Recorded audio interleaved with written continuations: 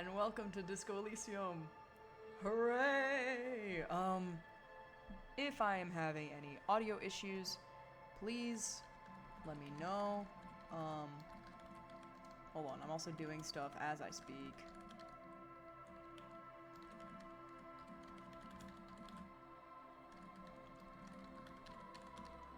Okay.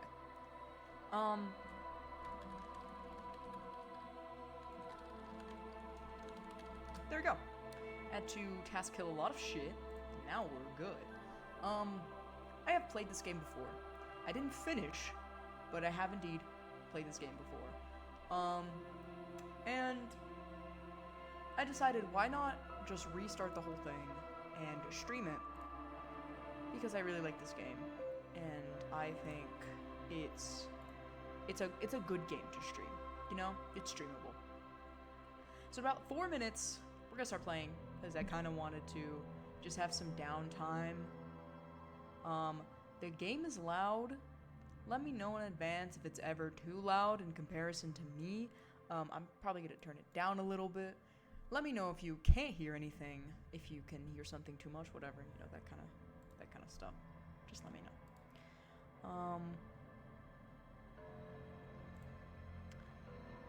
But I'm excited to get to play this game, and I hope that I won't play too poorly in front of everyone. I hope to get through a good chunk of this game on stream, because I know I have the issue where I will start a game on stream and then I don't continue or I don't finish. So I hope that I can sort of get through more. Yeah, that's really all I can say. I'm excited to get to play this again and to sort of have all my wacky little decisions documented on camera, whatnot. You get to see my stupid ways of playing. I had the thought of maybe adding a 5th hat on my head, but that might obscure the text. I probably should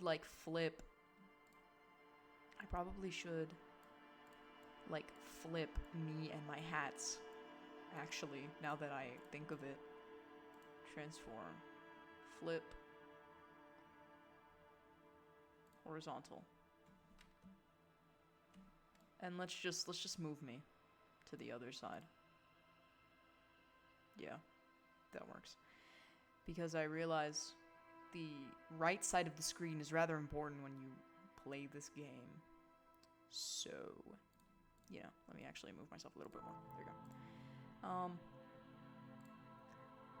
And I don't want to cover the text, especially because the text is sort of the game's form of subtitles. So I want to keep that not obscured. Because that's you know, you just gotta be a nice person. Let people read shit. But yeah. Hooray. I love this game. I love everything that's gone into the game. If you want to ever play the game, I really would recommend never looking up any guides or anything. Literally just use your balls to guide you. I'm dead serious. Because it's the sort of game where it really depends on every single little decision you make, every little thing you say. It kind of builds who you are, and it's very personal. So I would not recommend just following what other people do. You know? That's my,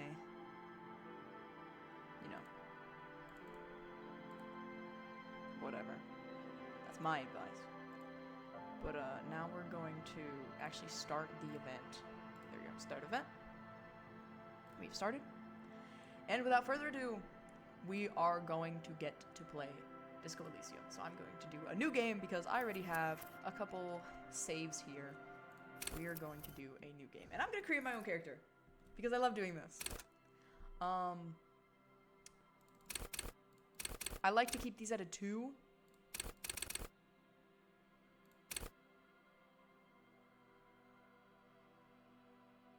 I think this is pretty good. I think this is pretty balanced. A lot of what I will be doing does not really depend on stuff like physique. So I like to kind of keep that low.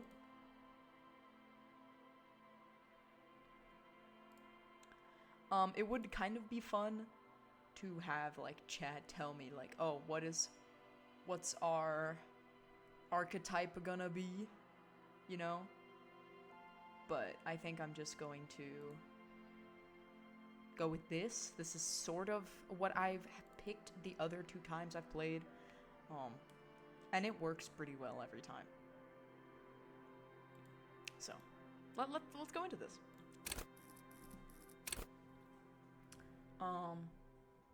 Shit, I have a total of what? Yeah, I select my skill. I think I'm gonna put it into visual calculus because I know that that's very important when it comes to what I'm going to have to do. So let's sit back and relax and enjoy a nice audiobook. The Furies are at home in the mirror, it is their address. Even the clearest water, if deep enough, can drown. Begin. There is nothing. Only warm primordial blackness. Your conscious ferments in it. No larger than a single grain of malt. You don't have to do anything anymore. Ever. Never, ever. Well, never, ever, ever? Never, ever, ever, baby. Okay. An inordinate amount of time passes. That's fine with me. It is utterly void of struggle. No ex-wives are contained within it. What was that about X something? An awareness creeps up on you. A mass lies hidden in your dead angle, soaking in some lurid acidic sauce. It's bloated and shameful. A ball of meat surrounding you. This is a terrible line of questioning, and it will only lead to more awareness of the meat thing. No, I wanted to know about the X something. Ex-love, ex-tenderness. It is foolish of you to resurface to the loss. Not after all the damage you've suffered to get here. Some of it irreversible. Stay. Sail with me through the abyss of pelagic zone. No, I want to get off now. I like pain and burning light and wanting things from people who don't want to give them to me. Do you really? I do. Let me off. You wouldn't like it if I told you what was back there. Why'd you think you had to bludgeon yourself into oblivion? Or did you not sense yourself marinating? Poured so much on yourself, got a bit carried away, did we, Shep? Fear and apprehension. You should ask what's out there first. Wait, I did this to myself? Yes, your one disco mother. Tell me, what's waiting for me? There's this giant ball there. And evil apes. And the evil apes are juking it out on the ball. You're one of them. It's basically all just evil apes juking it out on a giant ball.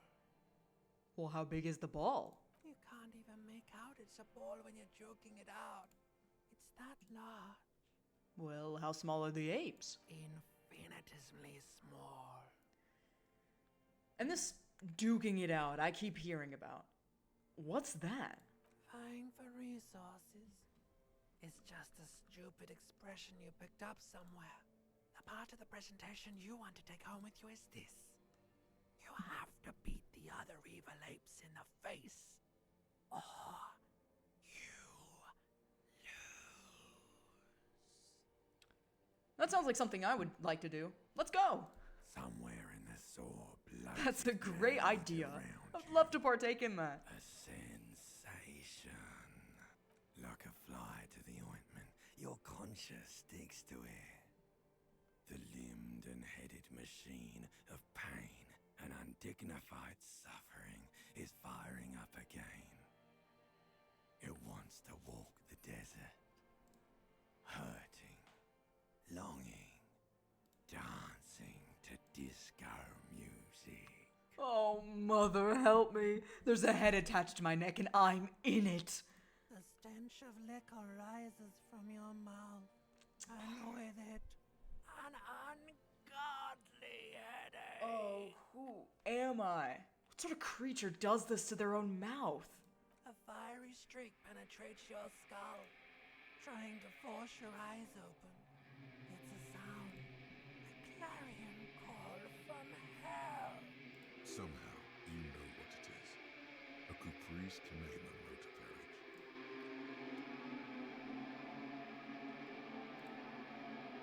Good morning. Good morning, Revachol.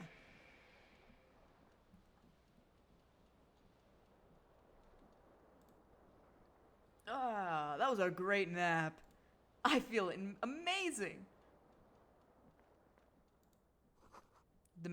This magnum-sized bottle of Commodore Red is empty.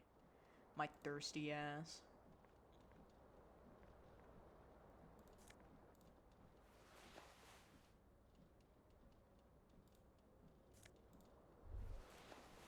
You hear a jingle. Keys are clinking in the pocket of your flare-cut pants. I'll fish them out. It says, whirling in rags, on the aluminium key ring. There is a single key on the ring. The number 1 is etched on it. It should open the door. Looks like someone tore out the tape while the song was playing. I didn't even know you could hold tab. Am I stupid? You see bottles in the bathtub. Wine, beer, and sweet liquors. I'm gonna quick save. There you go.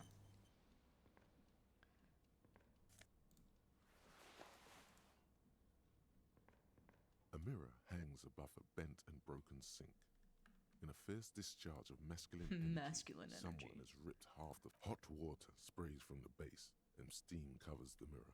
Suddenly, you realize you have no memory of the face that awaits you there, underneath the soft vapor. Really?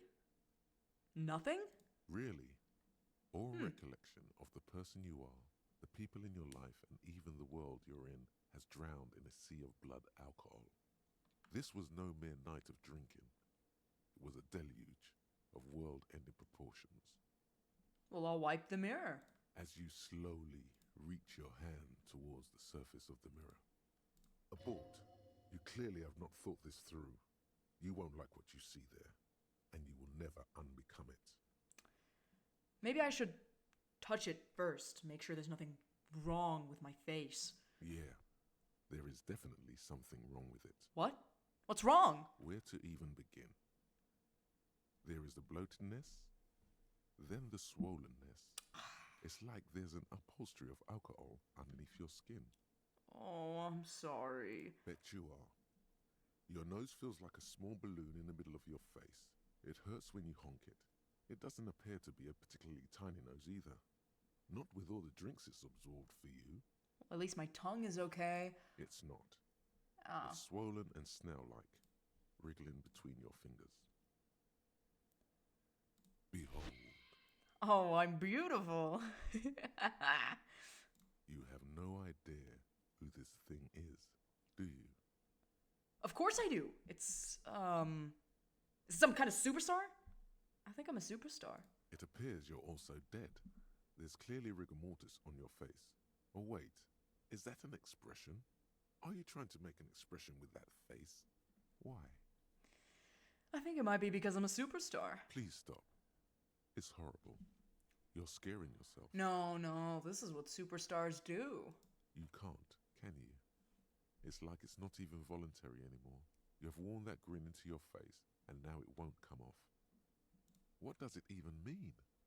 What is the emotion you're trying to convey? God, but I think it's supposed to look suggestive. I'm afraid it's meant for the ladies. Please promise yourself you are not going to try it on any of the ladies, whatever happens. I promise. You liar. You can't even tell the truth to yourself. Go ahead. Try something. I'm definitely not winning any of these checks, so I just leave it for now. I love quick saving. You'll see me do that on the game. Don't question it.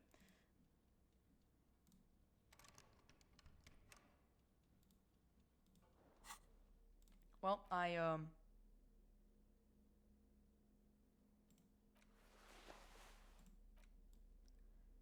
yeah.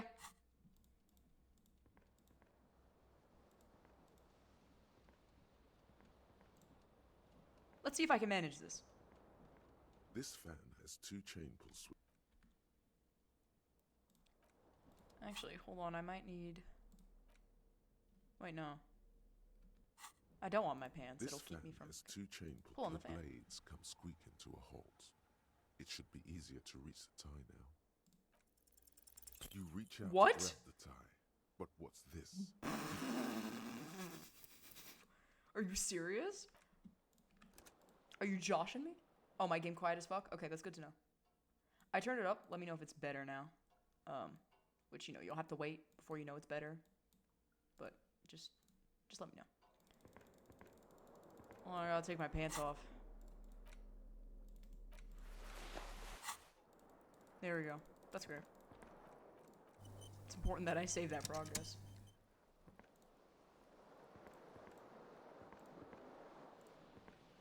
This fan has 2 chain pull switches. One ends in a tiny fan. Pull on The the fan blades come squeaking and to grab a the tie. halt. You swoop up. There and we touch the tie. go. Snap. It's released from the blade. My beautiful tie. What you have in your hand is a truly hideous necktie with 4 or 5 different patterns. The knot reminds you of a noose. I think I look really cute. Yeah. This is a very cute and charming outfit. I'm gonna lose all my viewers because I'm pantsless. And I never had any viewers to begin with, but you know. The window stands broken in its frame. The shards face outward. Whatever broke this window came from the inside. Well, did I break it with my own hands? A fine web of scarring covers the back of your right hand, but none of it is recent. What did this then? More likely a projectile than a held object. There are no fragments on the floor from pulling a tool back in after impact. It is too large for a bullet, yet too small for a piece of furniture. You're looking for something heavy and larger than your fist.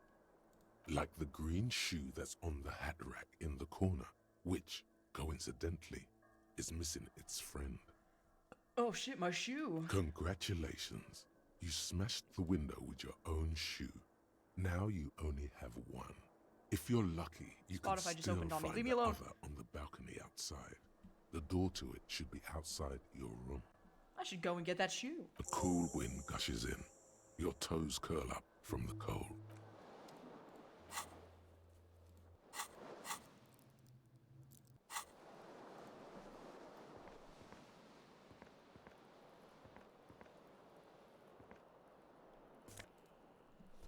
I have achieved one shoe.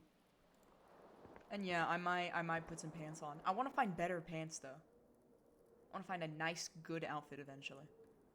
I'm sorry to dress like Murdoch in front of you. Hold on, wait, did I? Hold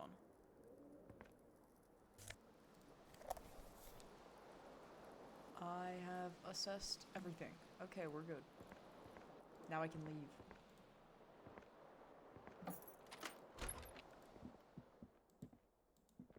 Hello, Claudia. There's something on the table. Money!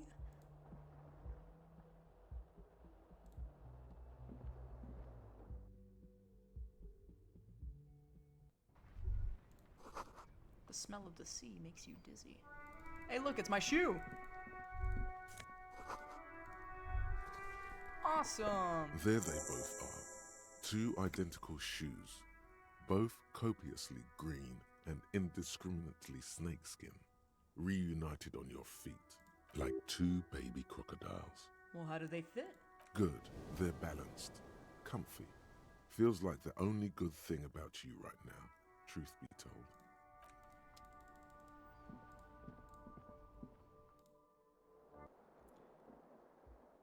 Yes, absolutely. I'm gonna show everyone my weird pointed bulge until I find the perfect pants. Yes.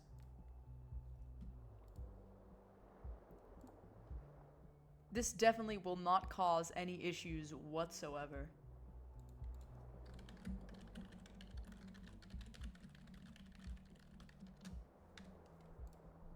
This will be just fine. Calendar. The calendar says it's March. The year is 51. Hello, Klasha. Hello, officer. The young woman raises a cigarette to her lips. Her eyes are brown and her face is speckled with birthmarks. She can't be more than 28. Officer? Am I military personnel? No. Wait, I know. I'm a businessman, chief executive officer, right? The young woman shakes her head slowly. Officer could be an artistic statement. You're already prone to those. Officer is my stage name, right?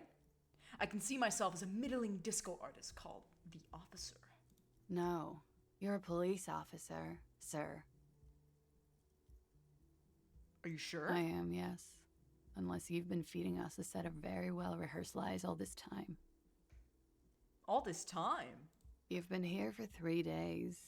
On official police business, no less. Asking for a friend. What business would that be? Couldn't say. In truth, so far, mostly drinking.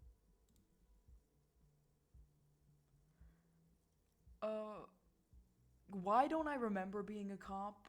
Or anything else for that matter? Could it be because of the drinking? Well, who in their right mind would let me be an officer of the law? Don't be so harsh on yourself. They let almost anyone be a police officer. I should get going now. Of course. Be careful, officer. They don't like the police around here. Something stirs in you as she's about to go. Call it an instinct, a need. The need to ask questions. It's like you said the words 1,000,000 times before. She looks back at you, a light glinting off her eyes. Before you go, I have some questions for you. Yes? What is it that they have against the police here? The dock workers are pretty cocky. They think they're police enough. At least here on the coast. I can't say about the rest of the city.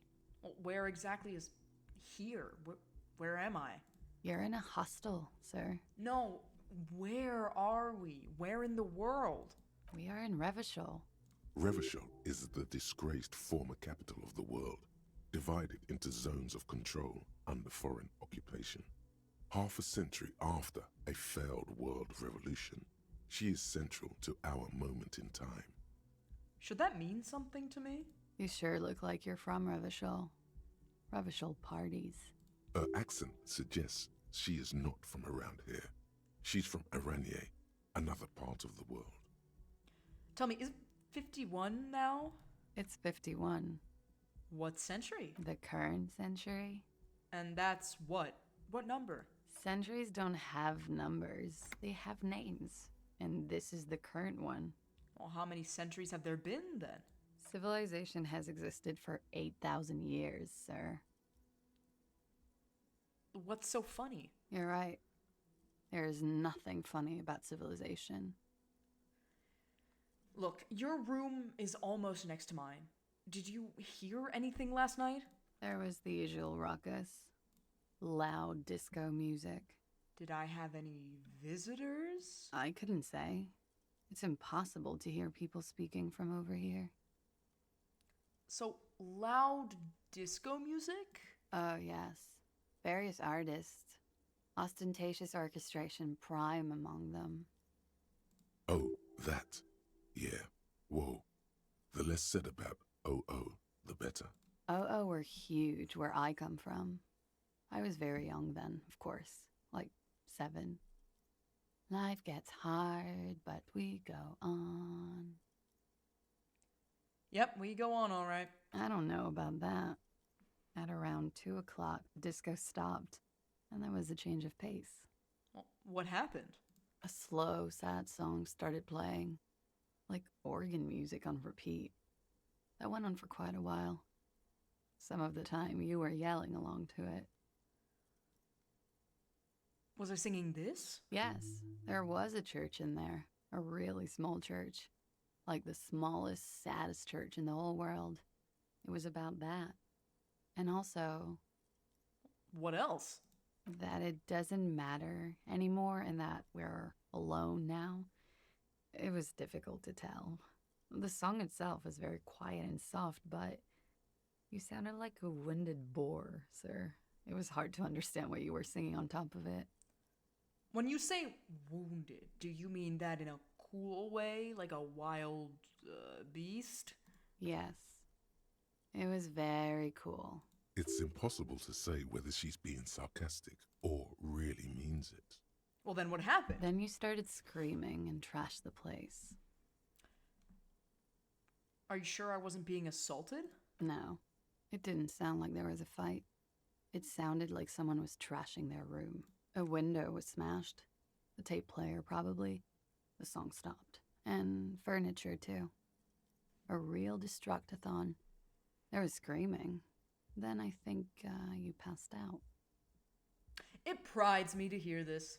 Tell me there was more. There was. I think you screamed that you didn't want to be this type of animal anymore. I may have misheard, but it was sort of memorable. I went out afterwards. Everything was quiet by then, around 4 or 5. And that was it. Okay, you can go now. Glad to have been of assistance. Awesome! Looks like she left a nice long stub in the ashtray. It's still smoking. This is the weekend edition of the satirical newspaper Trompe le Monde. Sorry to switch accents like that. It's important that I do that.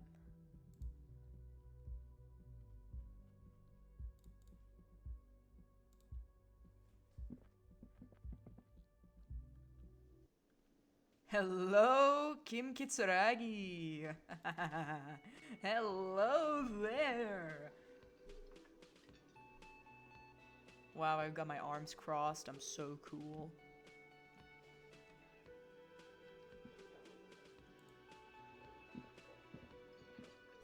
This is where the lyrics would be. A big old karaoke mic just waiting for someone to sing into it. Speakers connected to the radio. The music is seasoned with static. You should totally sing karaoke here, the first chance you get. Your emotions need to be expressed. People need to know your vast, oceanic soul. My soul is immense. Utterly. And it needs to be heard through a PA system. Yeah. By other people. Well, what should I sing when it comes to it? You should sing the sad small church song from that tape you found. Thought it was obvious. I was thinking maybe I could sing something happy. Like from those ostentatious orchestrations, folks. No. Don't sing the happy song. It's stupid. Sing the sad song. It's profound. You would need another copy of the tape first, though. The one upstairs is destroyed.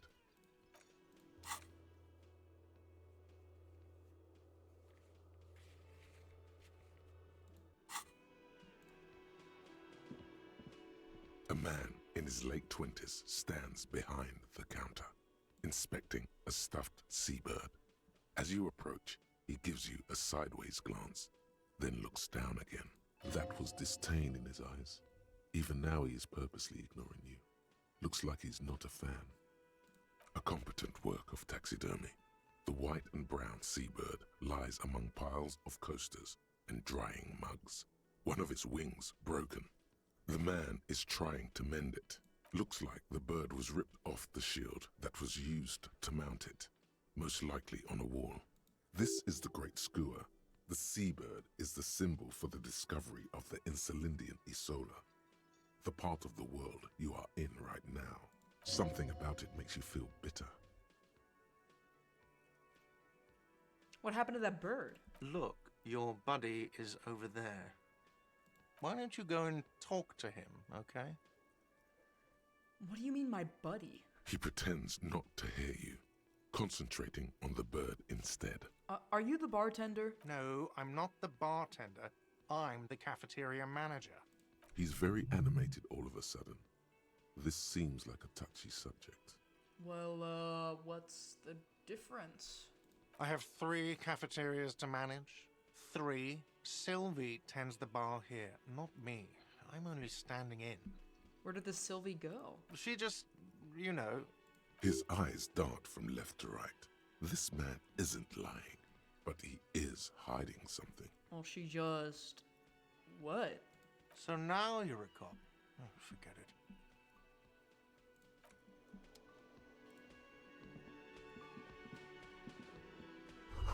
The menu has been wiped clean, only the word Monday is written on it. A woman's hand wrote yesterday's menu. Today starts in a man's handwriting. This is a water cooler. A large bubble is rising to the surface. The door is bolted. The sign reads, kitchen reserved for personnel until 1 p.m. Soft purr of an electric juicer comes from the kitchen. Someone is working.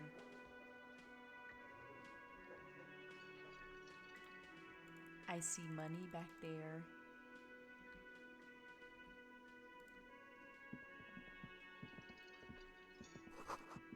A sign reads, mess hall reserved for union members, doors open at 16 o'clock.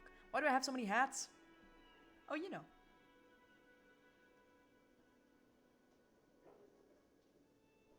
You know. Actually, the hats thing was because previously I had realized I didn't have much to do with the big empty spaces on my screen. So I was like, I'll fill it up with a bunch of hats. But then I switched my layout, so that problem isn't really a thing anymore. But I didn't want to get rid of my hats. So now I have a lot of them. You know how it is.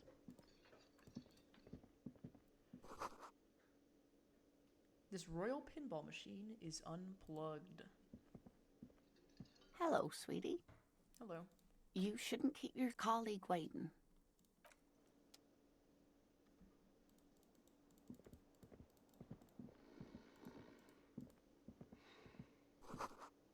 A bottle of rum has been knocked over. Beautiful, dark liquid is spilling out.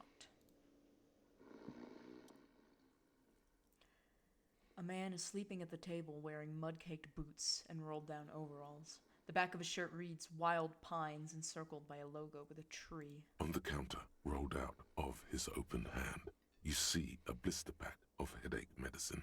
The man does not mind. You probably need them more than he does. You've just picked up some magnesium. This item is stored in the bottom left corner of the screen above your character portrait. Use magnesium to heal your morale if you have morale damage. Awesome. I love magnesium. Leaning Tower of Hats. Have more hats, they have to awkwardly lean around everyone. Honestly, that's a promising concept. That's a promising idea. We might have something going on here. Oh. No. That sugary black rum stain on the counter makes you teary-eyed with joy. It's almost touching how syrupy and sticky it is. How long have you been up already? Pretty long. I think it's drink o'clock. Attaboy. It's coming back to him. You had your mesolimbic reward pathway worried there, not thinking about drinking all that time. It was like you weren't yourself. I've been secretly thinking about it all this time. There he is, the old boy, the devil. You rascal, you. Let's celebrate right now by licking that stain off the counter. Do it. It'll be wild. Everybody look away real quick. I'm gonna lick it, but only a little. You lick it, but only a little. Only with the tip of your tongue, because you're a pleasure delayer. You could definitely go for some more. Hi, Kim. Don't mind all of that. A bespectacled man in an orange bomber jacket is tapping his foot on the floor. Looks like he's waiting for someone. As you approach, he narrows his eyes and extends his hand in greeting. If an assault were launched on this building right now, if the windows came crashing down and the whole world descended upon you, this man would hurl himself in death's way to save you. You are sure of this, but why? That's really gay. Shake his hand. Hello, I'm Kim Kitsuragi, Hi. Lieutenant, Precinct 57. You must be from the 41st. Hello. Hi. Hi, Kim. You realize he's waiting for your name. This is your chance to come up with a really good name for yourself. Get creative. Conceptualize.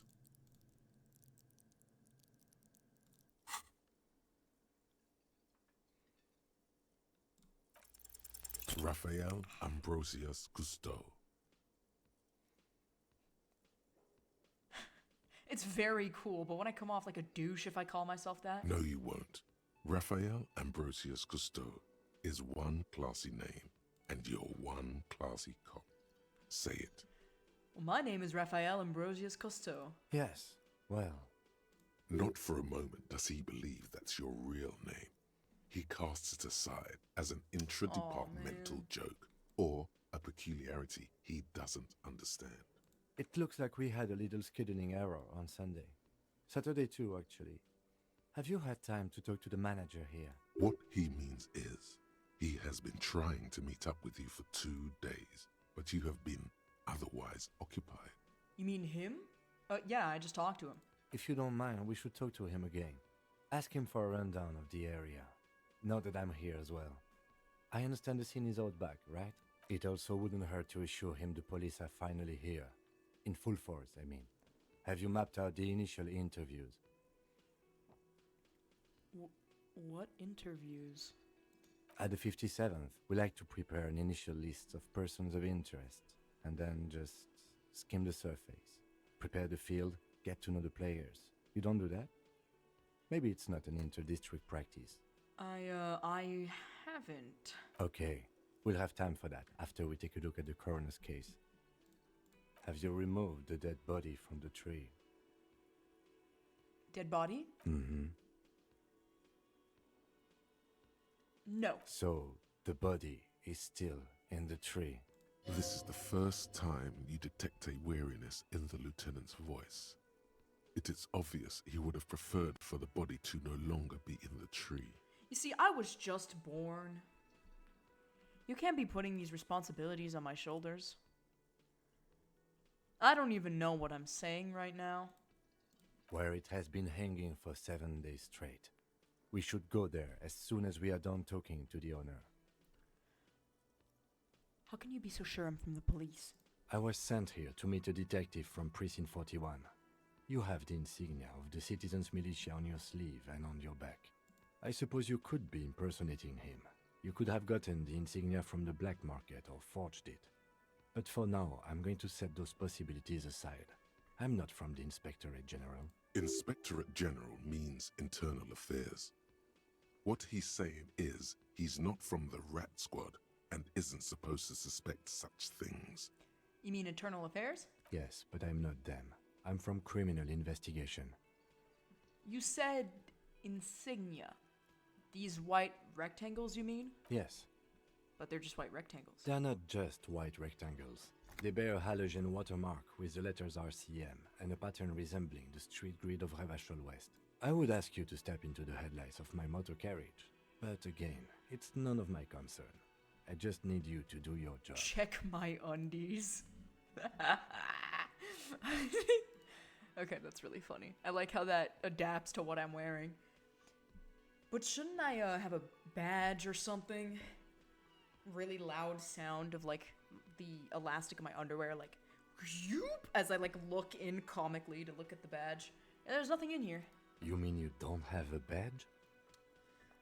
It was not on me when I woke up. Losing your identification card Gulp. is a serious matter. Oops. My vehicle has a shortwave. You can use it to report your badge missing. I would advise you to locate it as quickly as possible. But getting the body down should still take precedence. Okay. Sounds fine to me. All right, come on now. If he hasn't said anything about your lack of pants, no one Oh will. my You're only god. hurting yourself by not wearing them. Oh my god. That's the first time I've ever had to deal with the game realizing I'm pantsless. That's embarrassing. That's humbling. But I can't remember anything. I can see you drank last night and the night before, and that you are still drunk now. But I have seen officers go through worse. Much worse. Uh-huh. If you need something for your headache, there is a general store nearby. But as I said, the dead body should be our #1 concern. Okay, what were we supposed to Talk do to the again? manager. Then we go out back and take the body down. Okay, let's roll. After you, officer. Lieutenant Kitsuragi is now in your party. You can talk to him whenever by interacting with him.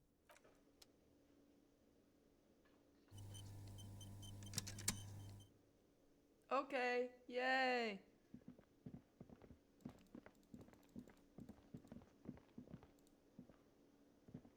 The man with the unimpressive beard notices you approaching. He drops the ledger he was holding and turns to the lieutenant. Mr.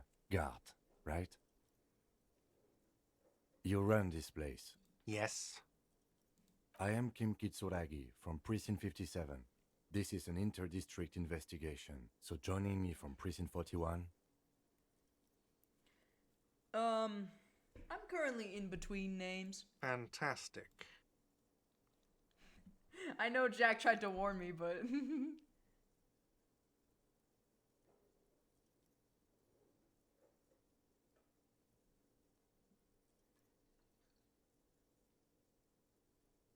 I know. I usually actually play without pans, specifically because of the...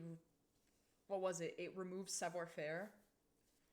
And that's an important thing when it comes to rolling for me.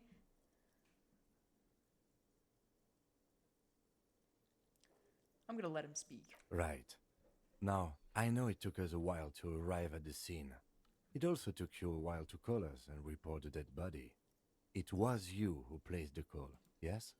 No, I only just got here. It was probably Sylvie who called you. She usually works the bar here. I'm only temporarily taking over her duties. Do you have her number? As a matter of fact, I do. You said you just got here. From where?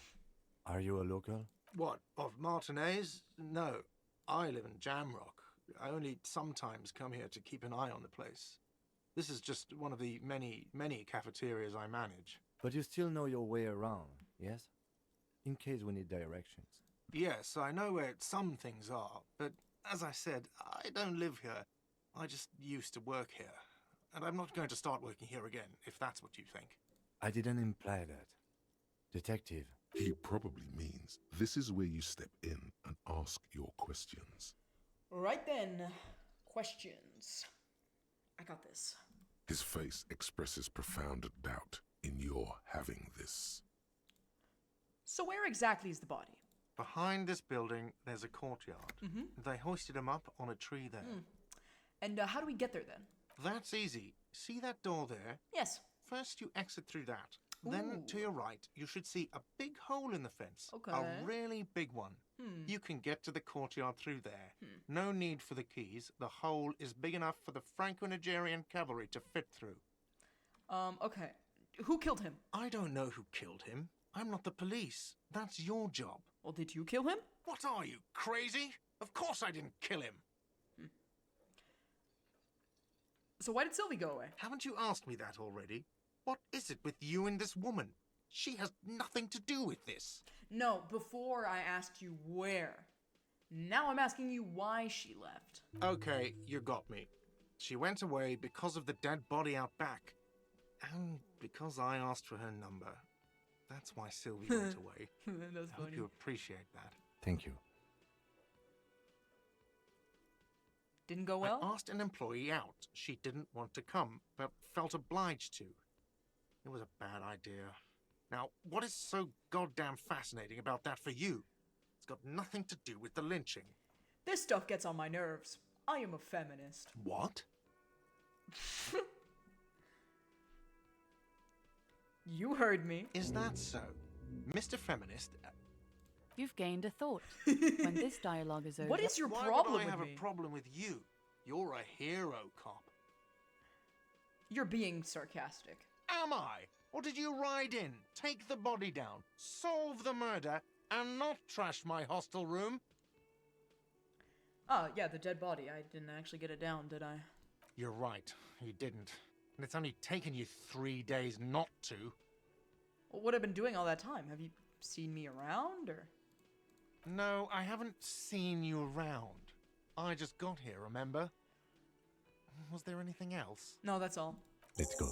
Not so fast, Mr. Feminist. You owe me Mr. 130 Feminist. real. What's real? Oh, excuse me. You owe me 130 real. The IIR, or Inter-Isolary Real, is the global reserve currency. Whatever part of the world you're in right now, it's safe to assume he means you owe him some money. Oh, okay, I understand. So you mean I owe you money? Wow, you're a genius. Yes, that's right, money. You owe this establishment 130 real. What do I owe this place for? Let's see. 3 nights at a tariff of 20 real comes to 60 real. Then there's the Okay. window you annihilated. Uh-huh. The hole in the window was the first thing I saw when I came to work. So Uh-huh. don't try to tell me you didn't. That will be 40 real in damages. Okay. Another thing you've annihilated is half the bar. You've run a tab of 30 real. Actually, more, but we'll round it down to 30 for your hard work maintaining the stability and order of Revachol. That's 60 plus 40 plus 30 equals 130 real. Uh-huh. And yes, real is still money. But what exactly is money? What are you, a philosopher? Actually, I might be.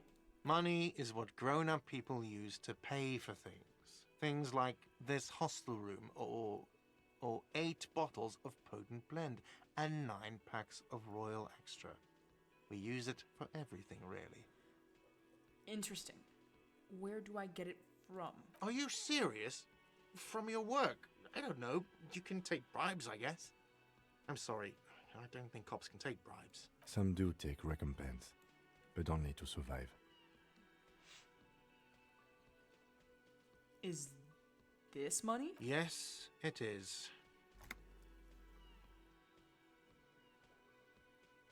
Okay. There's a shuffle of nylon as Lieutenant Kitsuragi looks for something in the pockets of his... That's Cop 4. I haven't offered to pay because I don't have any money either. I'm sorry, but he has to pay. I can't let him stay here any longer if he doesn't. If he doesn't have the money by tonight... Officer, maybe you are better off working this from home for now. You live in Jamrock, right? It's not that far away. I'll see what I can do. I'm sorry I couldn't help more. You should take this up with your station. I have a shortwave radio in my car, okay? We have to get this investigation started now. Good luck. By the way, where is home? The address is coming up blank, and this place sure isn't it. Do I even have one? But you've been at this hostel cafeteria for only 3 nights. Where were you before? You had to be somewhere. Far away? In time or space? Both. That doesn't sound like somewhere you can stay if you run out of money. Could I trace the way back somehow? To the exact street? The exact number on the building? You can try. Run some addresses in your head when you get the time. Maybe a street or an apartment will appear.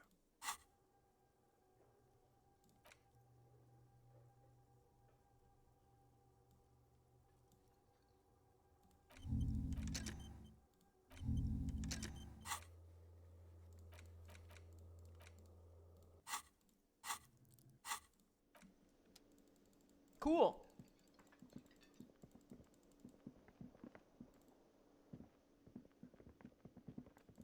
Let's get the party started.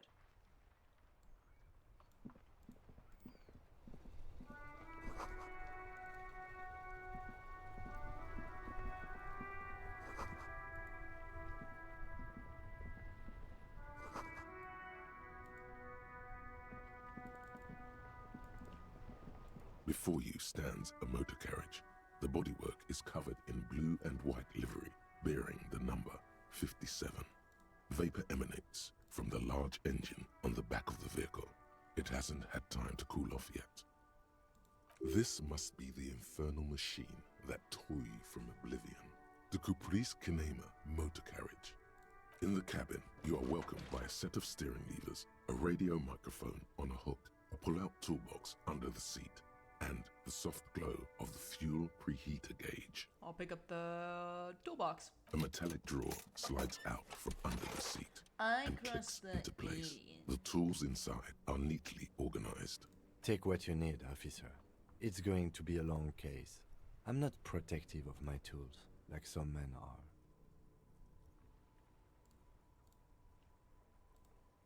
He's clearly a little protective of his tools. But what can you do? Work is the bribe useful for opening the handles. Its rope lets you see things. The pull-out toolbox slides back into the white suede, feels luxurious under the touch, and the metal clutch handle so very familiar in your palm. As you tap on the gauge, the indicator pin jerks as if startled. It's in the large orange sector, indicating the engine is warm. Next to the gauge is a red switch labeled heat. Awesome. There's no use pressing the heat button. It won't start without the ignition key. Translation. We're not going anywhere right now. Alternative translation. Don't even think you can drive my MC. The frequency tableau lights up, and the green button labeled Prime Line glows like a feline eye. And then you hear something. The soft purr of electrical kittens. Radio waves cast far and wide over the metropolis. Hello. A woman's voice greets you through the static. This is Precinct 57. Hello, Lieutenant. How may I assist you? Hello, Alice. Please assist our colleague from the 41st Precinct here. I'm putting him on. Operating the radio is easy. Just be confident. You've I probably also done love it the 1,000 descriptions. times.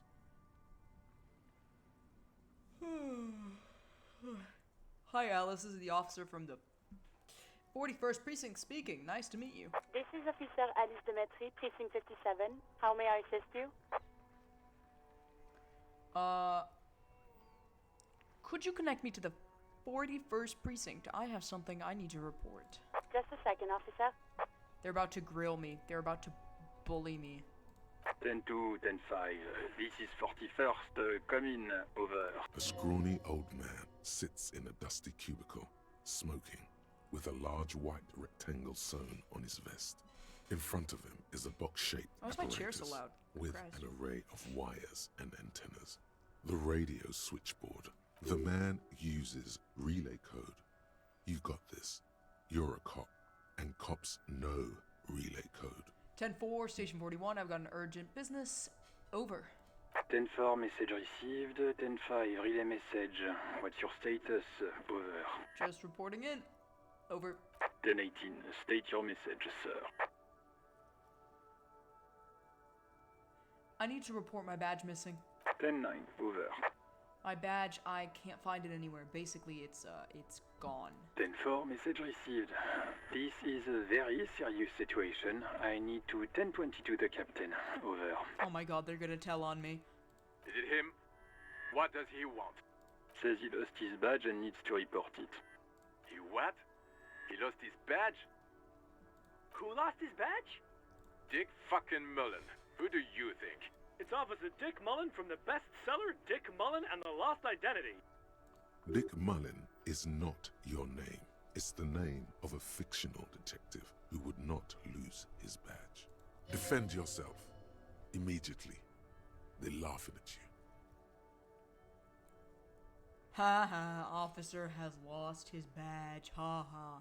Like I'm the first cop to ever misplace his badge. He says this has probably happened to other policemen before him and laughs sarcastically.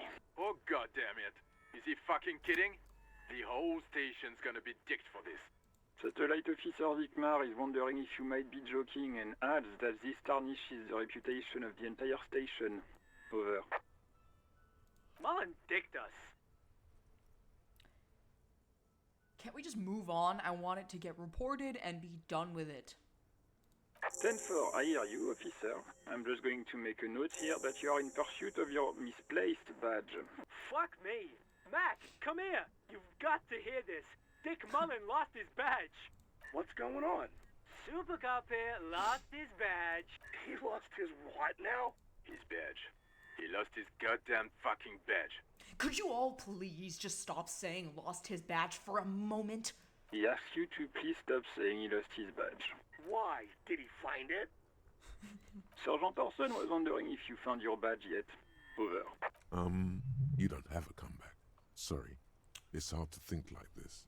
He's not replying. Looks like he's still looking for it. Enough with this now. I have other things to discuss. 10-9, come again. I didn't get that. Over. New heights even for Captain Sober. Ask him. Ask him if he's lost his gun, too. Sergeant Orson wants to know if you lost your gun too. Over. Check your pockets. Check your... Holy fuck. You don't know where it is, do you? I don't have my gun? No.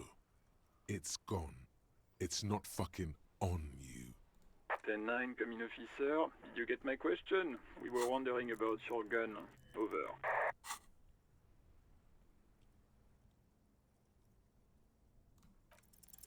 Lying? Yes. Over the phone? It's easy. Yes. Just say it like it's the truth. And then it becomes it. No, of course I didn't lose my gun. He says he didn't. Thank God for that. That would have been a nightmare. I don't even want to imagine the poor prick who has to relay that kind of news to the captain. Hold on, I think I can make the chat larger. Be better that way. There we go. I love fiddling with my settings. Losing his badge is bad enough. Tell him to find it, and fast. We can't have some gangbanger running around with it. We're all glad to hear you've not lost your gun, officer. You need further assistance. Over. I'm in dire need of financial assistance. 10-4, I hear you. I don't have the authority to grant your request, but... What does he want now? He's asking for money.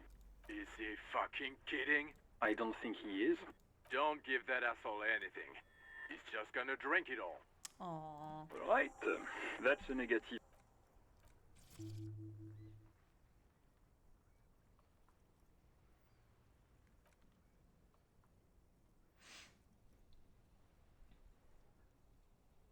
Okay, I heard you, no phones. Anything else, sir? Over.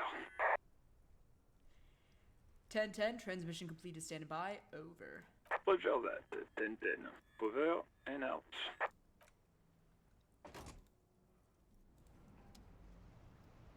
Kim? They grilled me.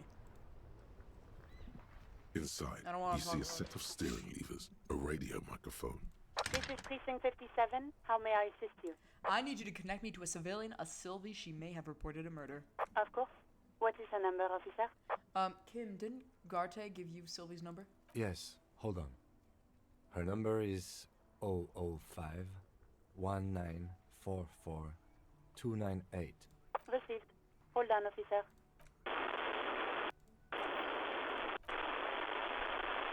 Give it a minute. She might be busy at the moment. Takes a bit to get to the phone. Officer, I have Sylvie Malaika on the line for you. Yes, hello?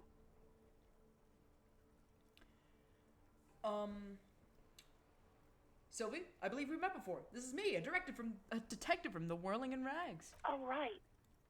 Hello, officer. What can I do for you? You quit your job at the Whirling. Why? You mean, why did I leave the bar? Honestly, I'm not really comfortable discussing it with you, sir. Why not? Alright, I won't push you on this. Are you ever coming back to work? Maybe, I don't know. I just know I have to take some time off right now. Was it you who called the police? No, not me. Well, why didn't you call? Didn't a corpse behind your workplace bother you? What? Of course it bothered me. But I thought the union already knew about the corpse. Well, what does this union have to do with anything? No one calls the police. The union would get angry. What do you mean by that? You know, what the union says goes. People listen to them and they take care of their own, which is like everyone here. Wait, Kim, is she speaking truth? The union has laws around here? Legally, no. In reality, yes. Martinez is de facto policed by the Dock Workers Union. Words are not necessary to feel the lieutenant's discontent for the situation. Looks like there's a limit to my authority then. Mm-hmm. I see. Maybe there's something else you can tell me about. I don't know what to tell you, officer. I didn't call you because I didn't want to get in trouble with the others. With the union. I'm sorry about that. Do you know who made the call? No, sorry. I don't. Not a lot of people have phones around here. Copper thieves take the wires. People don't have the money to have the cables put in again. They use the union's phone, or the one on the coast. So the union has a phone, and there's one further down the coast. Got it. It was someone else. We'll find them sooner or later, officer. It just might take a while. Okay. Next question. Yeah, go on. Have you seen my badge? Yes, I know who you are. You're a police officer. The law. This exact conversation has happened before. Establishing authority before this young girl seems to have been important to you in the past. Don't go there again. My badge is missing. Have you seen it anywhere? Oh, no, I haven't, sorry. Real policemen have uniforms too, by the way. Where's yours? Not my uniform too. Oh, God, I should really look into that, huh? Yes, you absolutely should. Oh, shit. It's awful that you lost it. It feels like you haven't worn yours in a long time. Whoopsie daisies. Me and my shit-ass morale. Have you seen my gun? Please, no. Not this again. Everyone saw your cool gun, detective. I showed you my gun? When did that happen? You were trying to impress some people with it. Everyone was eating, and... And what? What did I do? You were waving it around in everyone's face, begging them to describe it. You said it calms you, and then you started making suicide jokes. It got pretty graphic. Oh, those again. I have been trying to wean you off them. Off of what? You know, when you put your gun, your actual gun, on your temple and pretend to shoot your brains out. Huh. Off of that. People don't like that. Really? That's crazy. I remember this. You were screaming things like, "My brains are all over the wall, painting them red. I won't be seeing it, 'cause these are my brains. I can't see without my brains." Very nice visuals there. Yeah, but what happened to my gun? No idea. All I know is next you were waving around money instead, saying things like, "Big bucks cannot lie," and "Guns can't buy money, but money can always buy guns." It almost looked like you pawned it. But believe me, I did not ask. Have you seen my policeman uniform? Uniform? I never saw you in any uniform. You had your things on. The disco things. Okay. I think I got everything I need. Thanks. I do hope so. Please, don't call me again. Bye. If I fail this empathy check, it will genuinely be humiliating. Yes, you have obviously done something to upset her. I had everything in the ballpark to help me win it. I'm not mad. Wait, before you go, you're mad at me. Tell me You what were did I so do? drunk and so emotional all the time, and then the skua thing happened. It just made me want to quit. What skua thing? The stuffed bird. The great skua. You threw it against the wall while screaming, "Fuck that bird," and laughing like a maniac. I think you said it had been giving you shit ever since you got there. Bitch bird got what was coming to her. That doesn't sound anything like me. I love birds. Yes, well... Right, thank you for talking with me. Take care. You hear? Anything else I can help you with, officer? I'm done with the radio for now. 57's over and out. In the cabin, you see as...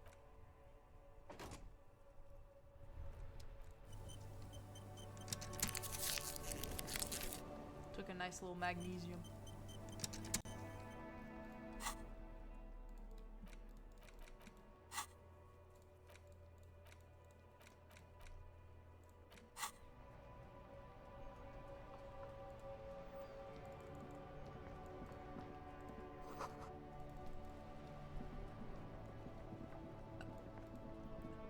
hello. The RCM in Martinez. What can I help you with? I have some questions for you. Of course. What can I help you with? We need directions. Of course. Where to? I'm looking for a dead body. Oh, that's right there, in the yard. She's relieved someone has come for it, finally. Where am I? What do you mean? I'm a bit disoriented. This is Revachol, right? Yes, sir. District of Martinez. This intersection is called Roundabout North. He knows where we are. He just wants directions. What is up in the north? There's the pier, the Cape Side apartment buildings, some more tenements. Not a lot, really. What is in the east? The harbor gates. Some kind of commotion, I think. I don't follow the local politics.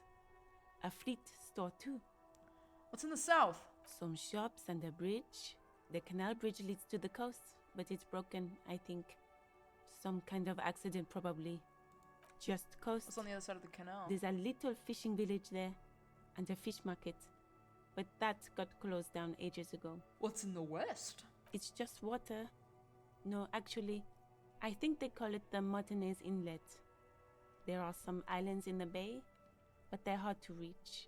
No, thanks. That's all for now. No problem. Who are you exactly? Me? I am just a gardener. Cool. And what are you doing here? I'm working. On what? I have a greenhouse in the yard there. I've been trying to get some work done. There's discomfort. She stops mid-sentence. But? Well, as you already know, there's a corpse there, hanging from a tree. It smells pretty bad, so I have to take breaks. Don't worry, miss. We are... Thank you. My head is about to explode from all the salts I've had to inhale. What's this fuck the police business? Excuse me? She's uncomfortable. Maybe you should drop this line of questioning. This street sign says fuck the police. Oh. Well, I didn't write it there. I'm just sitting here. What about the other sign? Pigs go home? Who are these pigs? I don't know anything about that either. As I said, I didn't write it. Pig is a widely used term for members of the police. It's not loving. No need to worry. We are not saying you did. Okay. Well, I have to run. I didn't. Of course.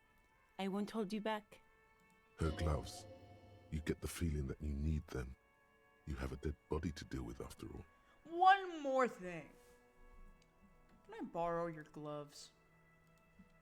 Sure. Keep them. I have another pair. Thank you.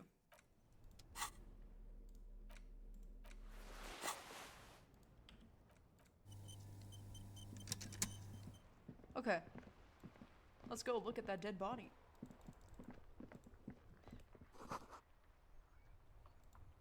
I need a bag. The bag is calling to me.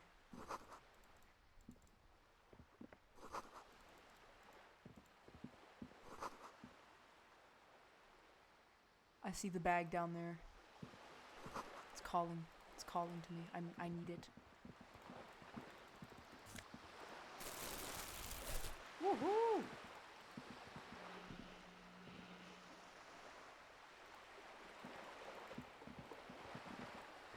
This coin-operated viewer is facing southwest.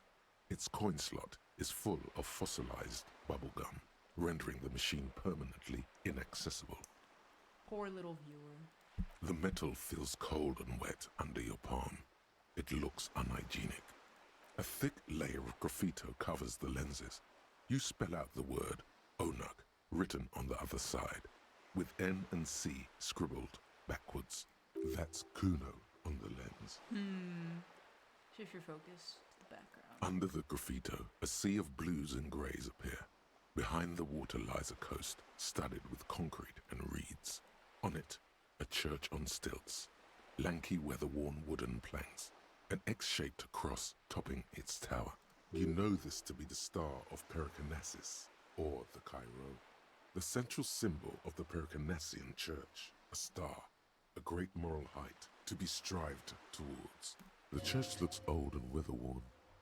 There are no lights in the windows. Around the large wooden building, you see chunks of sea ice gathered on the beach.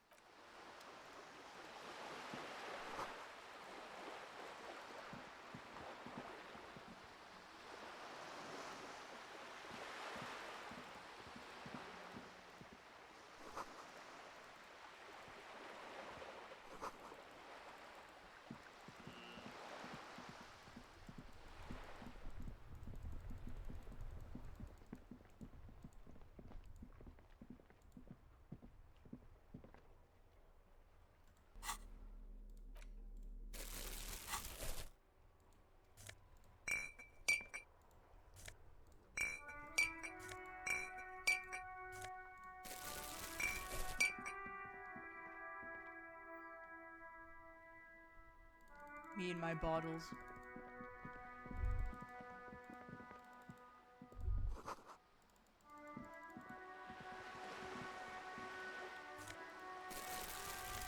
I love cleaning up pollution. It's enriching.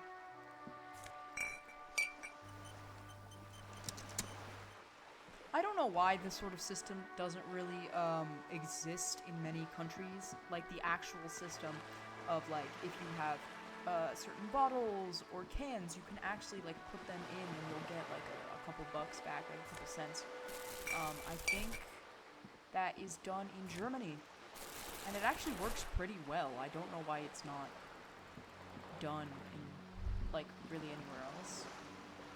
Maybe like a couple areas, but I don't know where else. I just know that's a big thing in Germany. And apparently it's rather helpful. So I hope that becomes a more like widespread practice. Because I see way too much trash just like scattered around like the ground and like, the beach and shit.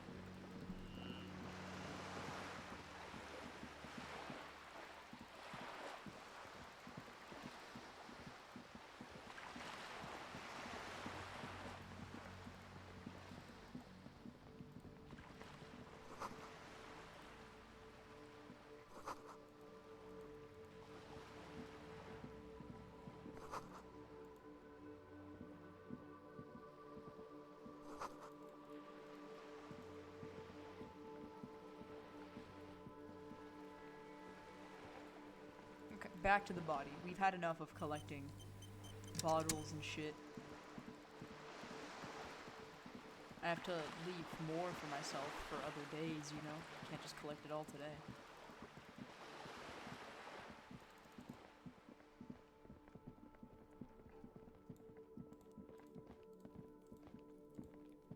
You see a set of tire tracks in the brown slush that covers the plaza mosaic. The tire tracks were left here by an unknown event that took place some days ago. It's a message, written in the language of burnt rubber. Some of that rubber stuck to the tiles right in front of the whirling in rags. This is point A. The driver started there. Okay. And then accelerated straight into the fence, left a hole big enough for the Franco-Nigerian cavalry. According to the cafeteria manager, the driver proceeded to back out of the yard, barely stopping before hitting the adjacent building. Okay. Before heading south. Must have been in a hurry. A car drove through the fence. You are correct. This is a rather motor carriage-friendly city. Somehow that makes you feel scared. You don't know why.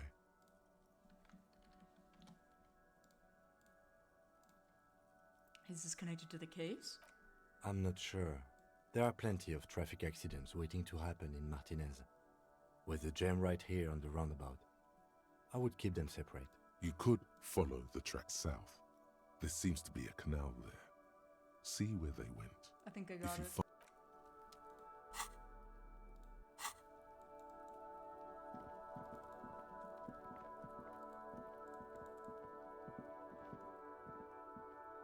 An old call box with a matrix of push buttons lists all the companies in the East Delta Commerce Center. This button looks new, but... This button looks new. It's probably not connected yet.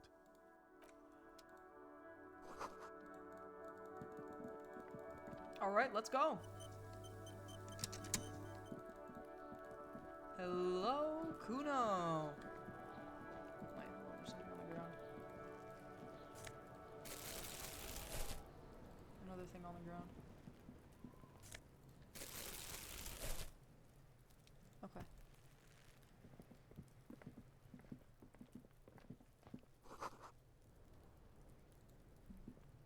Hello. Kuno's got this. If there ever was such a thing as an ugly kid, then this is it. He's almost exquisite fugly. in his ugliness, like a gremlin. Oh yeah, nappa gumpy, Kuno. A moment of your time, please. Can't talk, pig. Shit's coming up strong. Throwing rocks. Shit coming up strong. That sounds good. Joyous. You should hang out with this kid and see what that juicy shit is all about. Juicy what now? I mean drugs. The kid's on drugs. Yeah, Kuno, ride the lightning, Kuno. Kuno's riding it, see? The rake, Kuno.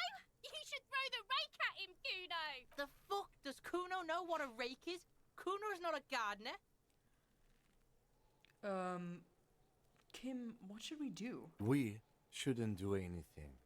I don't tempt such forces. What forces? You will see. The language these kids are using, pure unfettered id. There will be no reasoning with those creatures. Are you kids siblings? The fuck are you talking about? He's calling us Kuno. He says we're fucking each other. That's not what I said. Look, I have questions for you. Alright, entertain the Kuno. Show me what you got. What you got there? What you got, huh? Show me what you got. About the crime scene. You kids often play in this yard? Right, pig. This is where Kuno plays with his little wooden choo-choo. What do you want with it? I might have some questions later. For now, let's talk about something else. Yeah, whatever. Kuno doesn't give a shit. The body. What do you know about it? Shitload, pig. What's your question? Don't tell the pig shit, Kuno. Kim, help me out here. What do we want to know? If I were to want to waste my time, which I do not, I would ask them who he is, how he got there, and the usual. The usual being, have you seen anything out of the ordinary? Or have you seen anything suspicious? Do you know who he was? Kuno's fuck imp. Kuno uses the fuck imp for target practice. He's trying to hide the fact that he doesn't know. So you don't know anything? Kuno knows all kinds of shit. Kuno's not a snitch, that's all. Trying to make the Kuno sing into the popo phone. Do you know how he got up there? Probably climbed. Kuno was busy down the road when that shit went down. So you didn't see it happening? You heard Kuno. Kuno wasn't even in Martinez. Kuno wasn't in Revachol. Kuno wasn't regional. Oh, okay. Where did you go then? I don't know. Some fucking Mesk or I don't know. Some other place. Night City. Kuno was in fucking Night City. Okay. Sure, definitely. There is no Night City anywhere. That sounds like the name of a city in some pulp science fiction novel.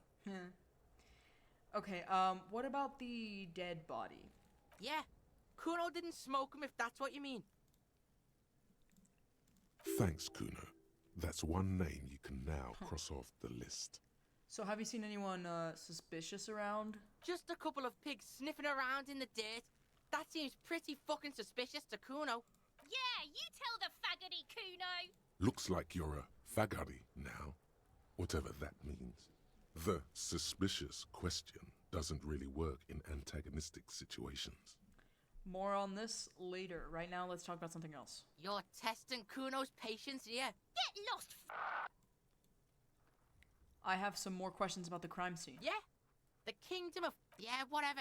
Kuno doesn't give the fuck about it. Okay. You're Get lost, Kuno doesn't fucking care.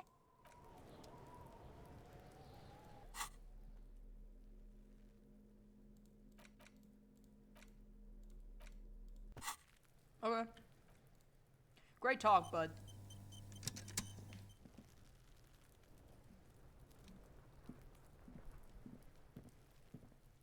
There are several footprints in the mud. Left, what do you think you are? A super detective? What the hell just happened? I just got, like, attacked. Delete selected. Hold on, I'm like...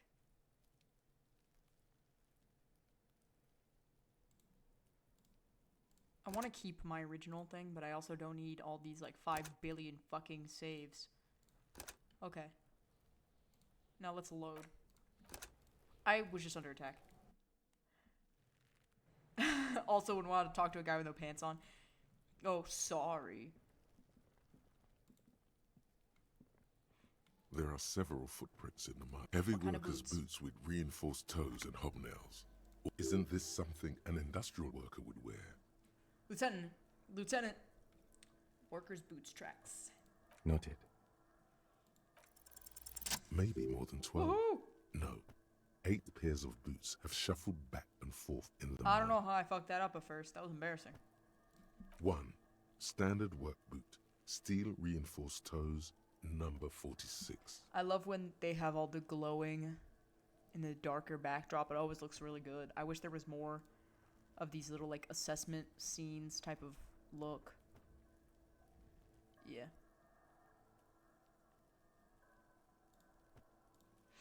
Two. Standard work boot. Steel reinforced toes. Number 44. 3. Hobnailed work boot. Steel reinforced toes. Number 43. 4.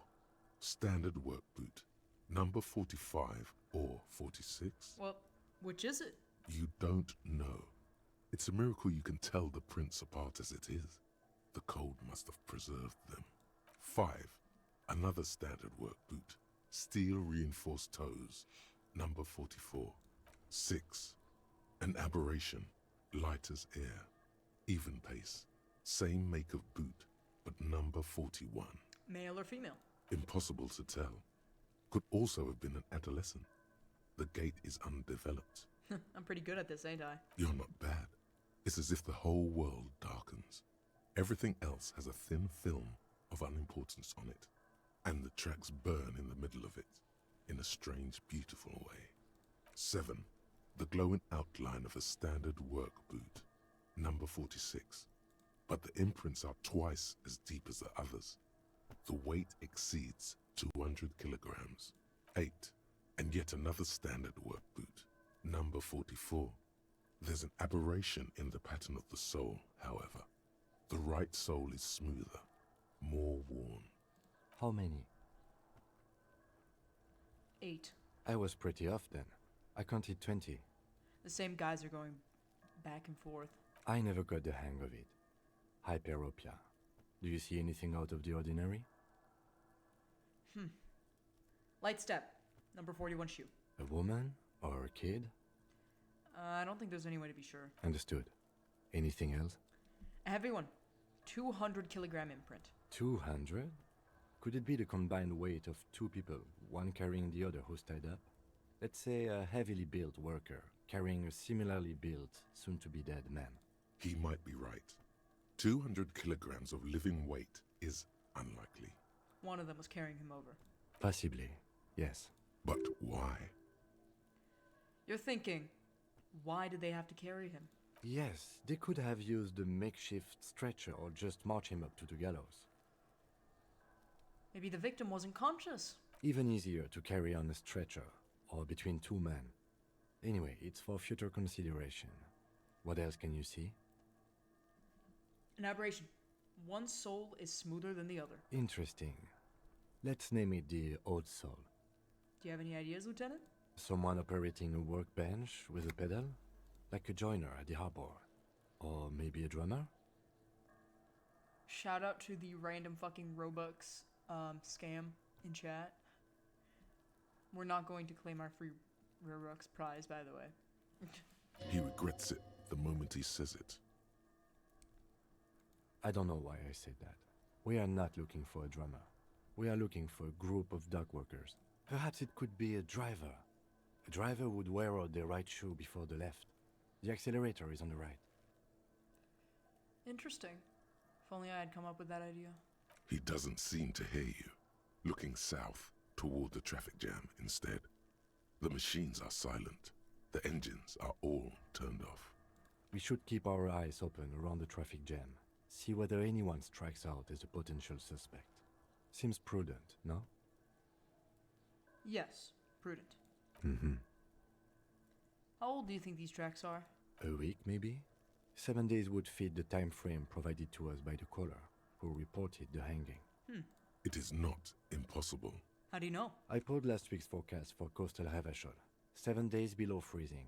The day before, the day of his hanging, was the last warm day. Correct again.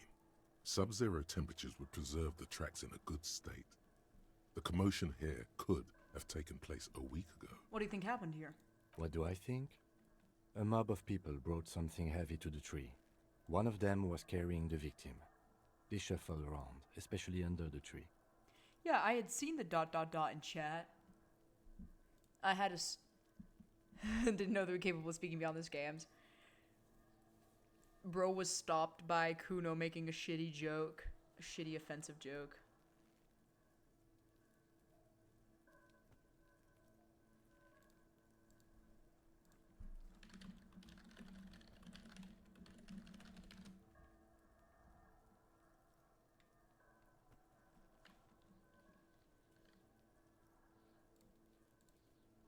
Spotify just opened up on me again. Leave me alone.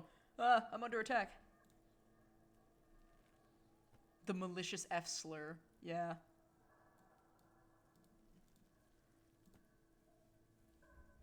Then, after hoisting him up, they stood in a semicircle facing his direction. At first glance, this appears to be a lynching. Indeed. They all stood in a row here and looked at the tree. Yes, everything fits so well. Carried him over, hoisted him up, watched him hang. This is easy. I think we have a firm understanding of what happened here. Me when I lie. The lieutenant's eyes narrow. He's thinking to himself. In doubt, perhaps. It would be unprofessional of him to be sure of himself at such an early stage of the investigation. Either way. What else? We've been through all of it.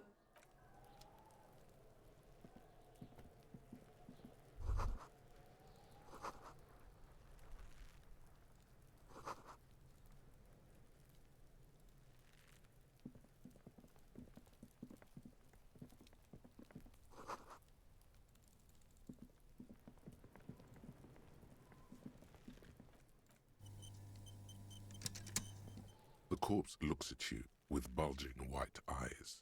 The face around them does not look human. It's swollen and ready to burst.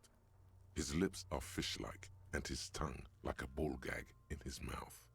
So, me personally, I'm very fond of the very detailed descriptions in this game. If anyone is not a particular fan of very graphic depictions of post-death like stages of decomposition, etc., etc. If you're not a big fan of that, turn the sound off or something. You know, like just fair warning, because that's a big part of the investigation of the body. Just so everybody knows. You seem to be holding your breath. There's also a like 90% chance that my character will vomit onto the floor. So expect that too. A cargo belt twists his neck at an unnatural angle. The body below appears stiff. It's letting out an ungodly rot.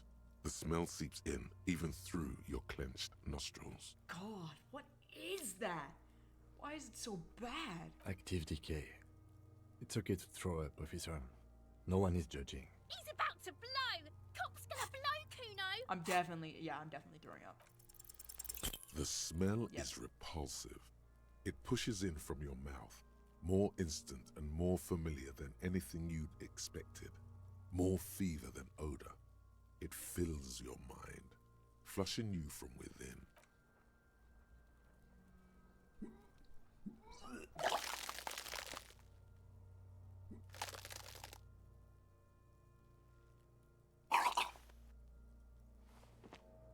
Too late. It's impossible to keep in. Your body curls and pushes it out, burst by burst, until a pool of vomit lies under your feet, and your throat stings from the stomach acid. I'm sorry. It's okay. Happens to everyone. Keep it. Thanks. The hangover is clearly making this worse for you. You could use some ammonia to clear your head. You think ammonia would help? If you can handle the headache.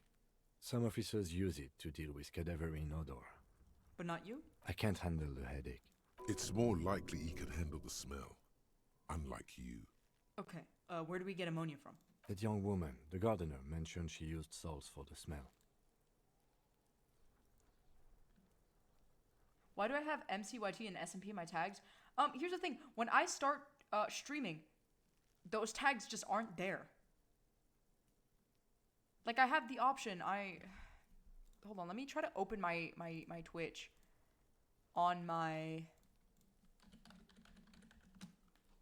Like, I have the option to add and remove tags when I start streaming on Streamlabs, but the tags don't say MCYT and SMP. Creator dashboard? Let me look at it on the actual Twitch website. Stream manager. There you go. Okay. You see, the tags show up here. Incredible. Done. Great.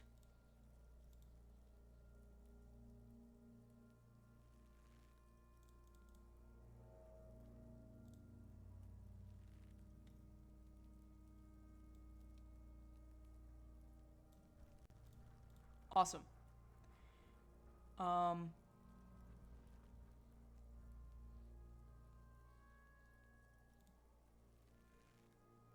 Give me a moment. I'm also...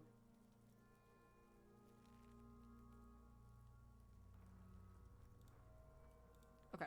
I just banned the scammer because I opened up my lovely little stream manager where I have so much more that I can work on.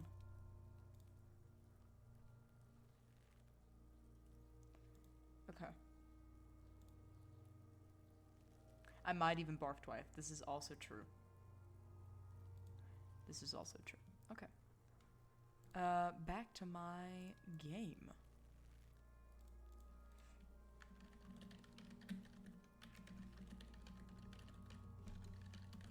Okay. Yeah, my Streamlabs does hate me. And also, I have to remember when I'm done with this stream to kind of spruce up everything with like my avatar and all that shit and my banner because I need those updated. So I'll do that later. I will, however, update my name and pronouns. Save changes. Awesome. Okay, back to the game. If she doesn't have any, there might be some in the fridge store nearby. Acquiring ammonia will provide a modifier to... Awesome. I might barf a second time. Be warned.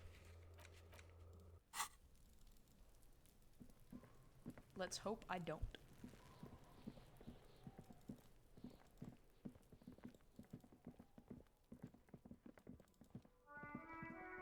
Hello. I can't believe it's snowing again. It felt like springtime just a few days ago. I have to run.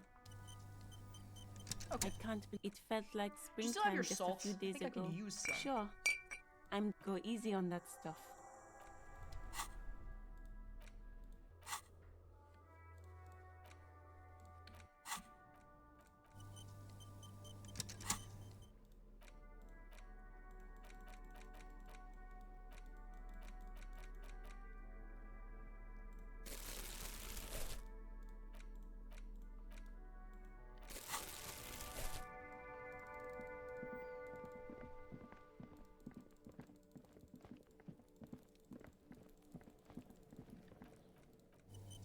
Let's see if I throw up a second time or not.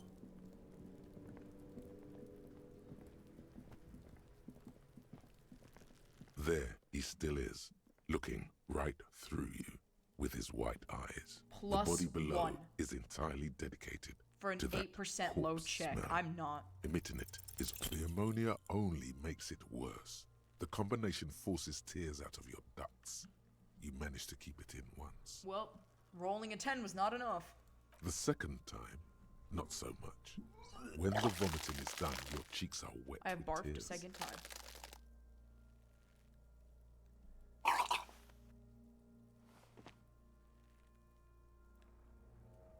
The ammonia didn't help at all. Nor does the wind right now.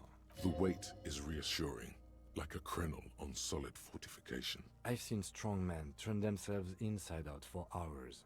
You are facing tough odds here. Alcohol withdrawal makes it considerably harder. Why can't I keep it in if I've been a cop my whole life? I've seen captains puke their guts out. It never gets easier. You never get used to the smell.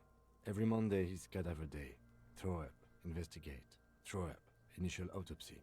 Throw up, bag it. Then drive to the station.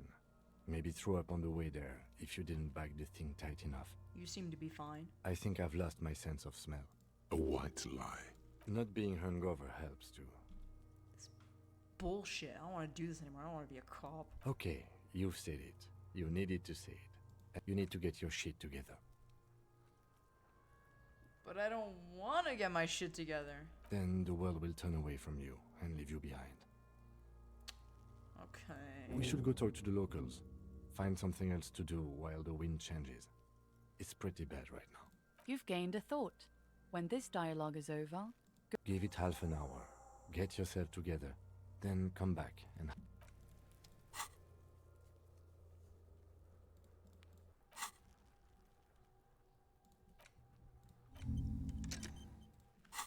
I need to go get my shit together for like 30 minutes. How exciting.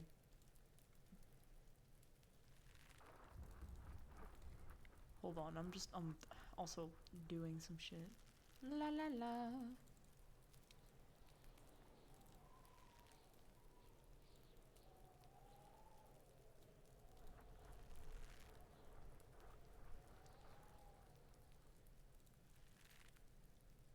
I'm also updating things while I let time pass.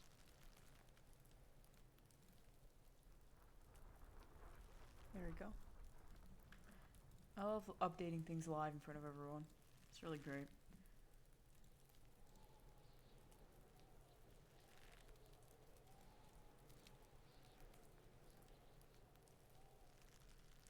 Okay, let me look at my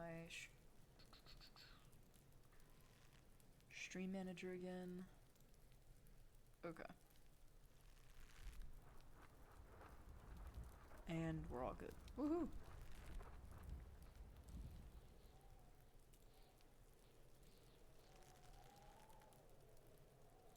Alright.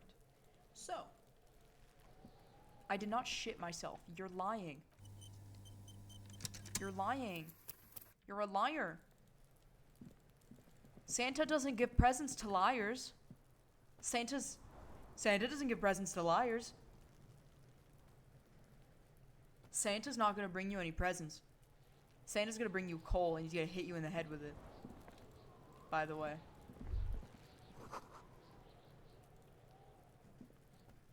This trash container is locked. The sliding lid has a padlock that says, "Whirling in rags." There's something in there, not necessarily connected to the case, but still. Why am I looking at you, trash container? You're just a trash container. The body is downwind from here. Maybe you prefer the smell of garbage to the smell of death. Lieutenant, what do you think could be in here? Trash, food waste from the cafeteria. They lock these containers to keep the derelicts from flocking in. Could be evidence too. Then we should open it immediately. Mm-hmm. How do we get the lock open? We could try using a pry bar. The one you took from my motor carriage, Or, Lieutenant? Or we could ask for a key from the manager of the Whirling in Rags. He probably has one. Yeah, I'll probably like fall backwards on my butt if I try to open He it with a pry might bar. also have information. This is better than the pry bar idea.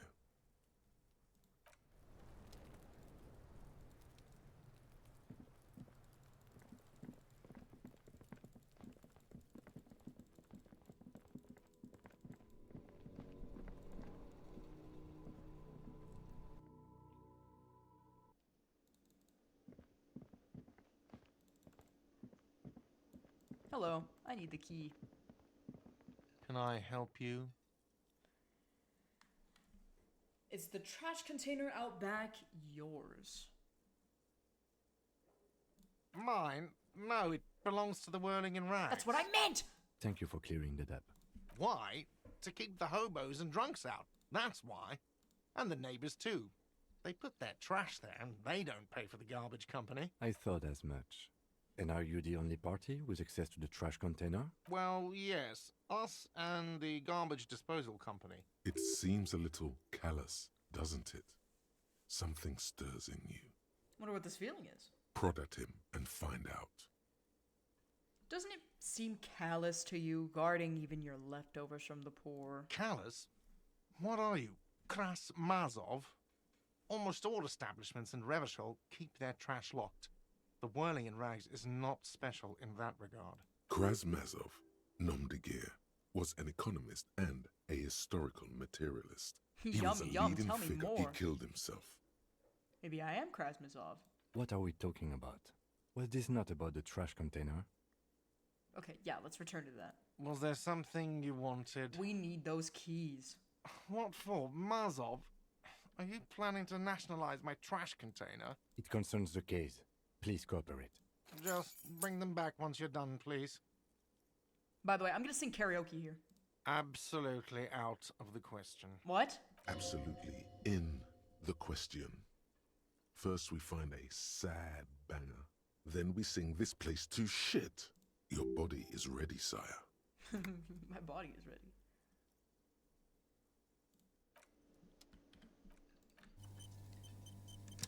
In case anybody even cares.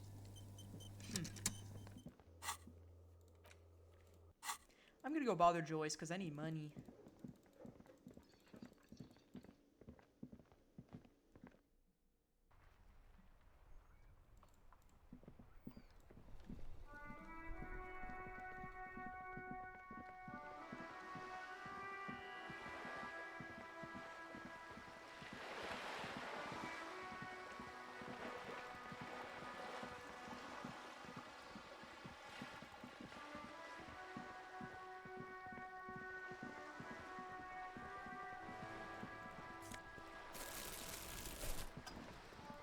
I also need to sell my bottles at one point. Alright, who's ready to make fun of this random woman?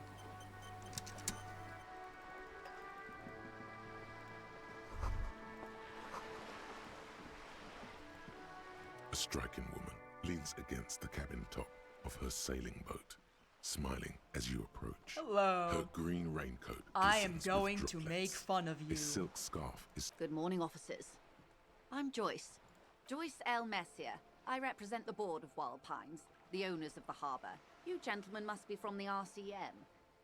Don't shake her hand. I'm glad to see you here. She is unfazed by your rudeness, probably chalking it up to local custom. I was dispatched to handle a strike, not a lynching. Anything I can do to assist the RCM in this matter, I will, gladly. That is good to hear, madame. My colleague will take the lead on this interview. I should let you know that he is recovering from an unusual medical episode. Very unusual. But I can assure you of his ultimate competency. There's a trace of irony in his voice. Mischief, even. The lieutenant is hatching some scheme. How interesting. I wish you a swift recovery. In the meanwhile, you have my full cooperation, and the full cooperation of the Wild Pines Group. Tell me about the Wild Pines. What do you do? What we do? I'm afraid I don't speak for Wild Pines as a whole. It's a giant undertaking. There was a touch of discomfort there. She wants to merely represent. So what do they do? The Pines' core competency is logistics. Container shipping, freight, that sort of thing. See those airships there, blinking? Those are the shipping side of things, and that is the terminal. Another subdivision deals with energy, oil and gas exploration, offshore platforms. The Wild Pines Group is one of the original revacholian Indo-tribes.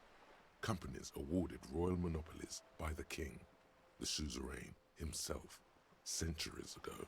The king is long gone, but several of the Indo-tribes remain. What are the other Indo tribes? Son Baptiste, ELYSIUM, an unknown entity known as Brightest Star. Got it. Tell me something else. She nods.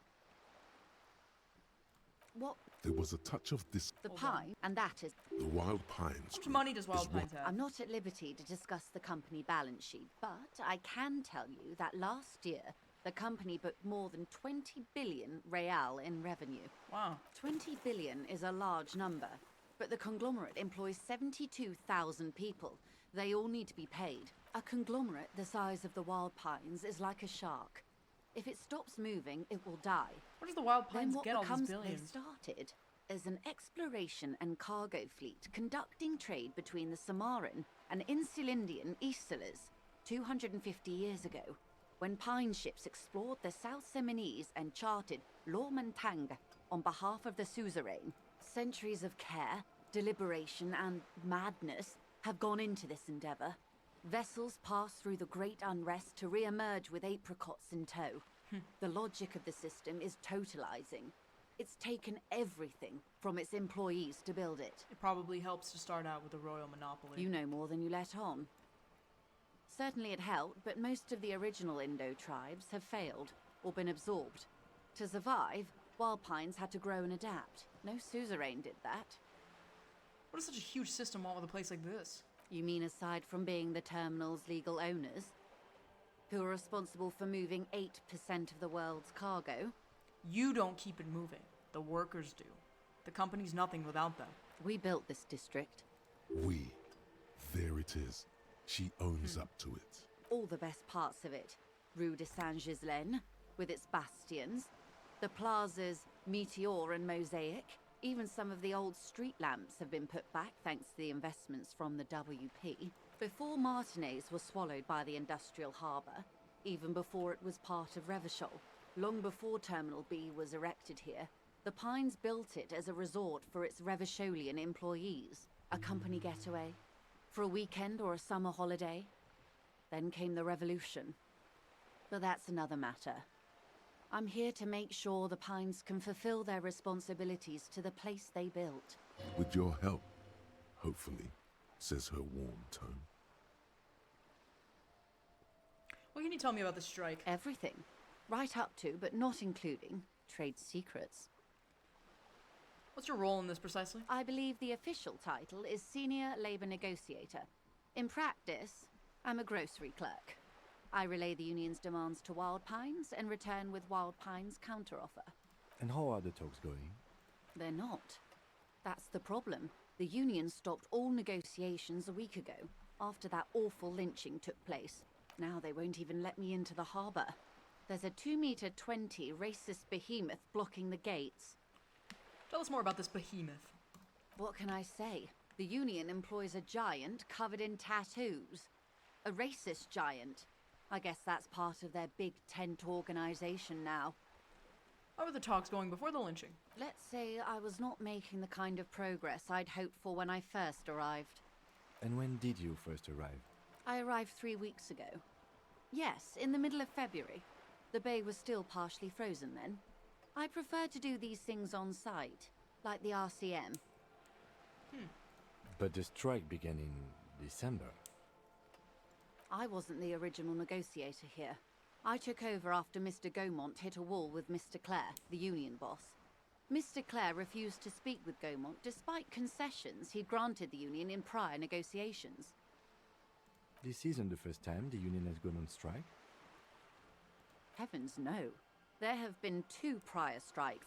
Both times the union won significant concessions, including overtime pay and a medical plan. This time their demands are more, I guess you could say, aggressive. Ludicrous even. It's meant. What happened to this Gaumont? Mr. Clare told him to... how did he put it? Fuck off, midget. Gaumont is short of stature, you see. Okay then. Yes. Keep in mind, this is a negotiator Mr. Clare has worked with before, and who was more than fair with him and the union. Well, what are their demands? There are leaflets everywhere, and banners. What did they say again?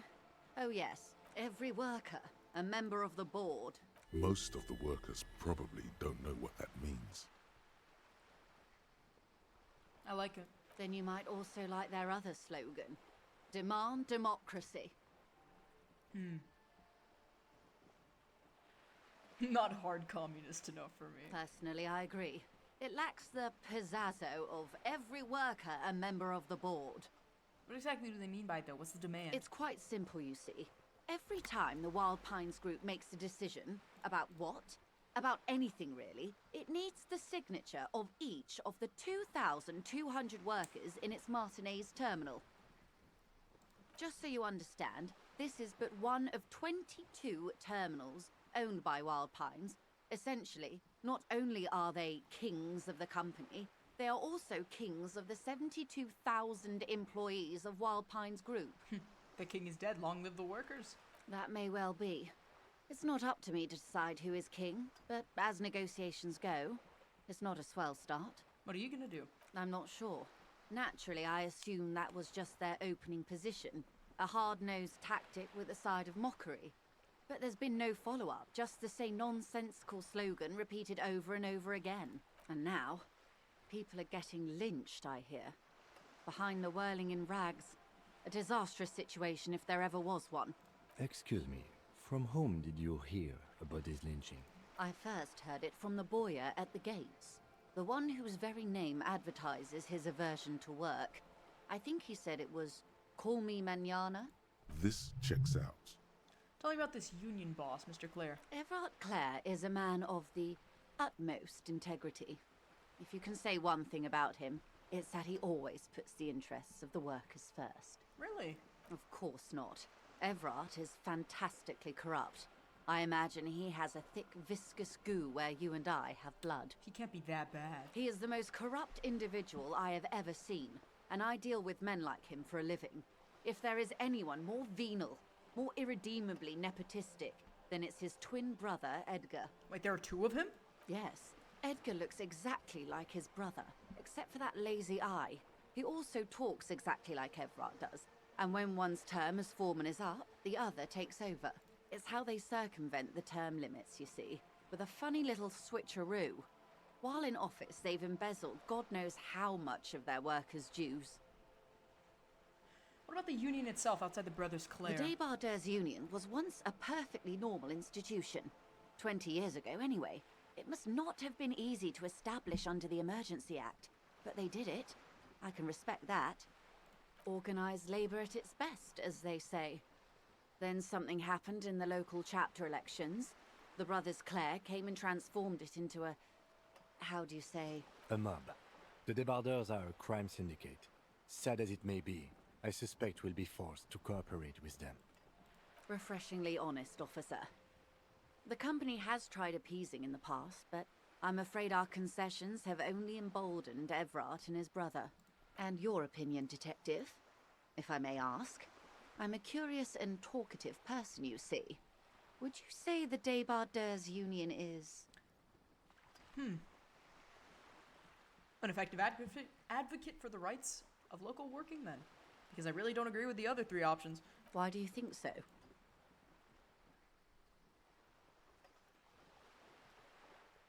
They're good labor men. Can't fault them for little corruption.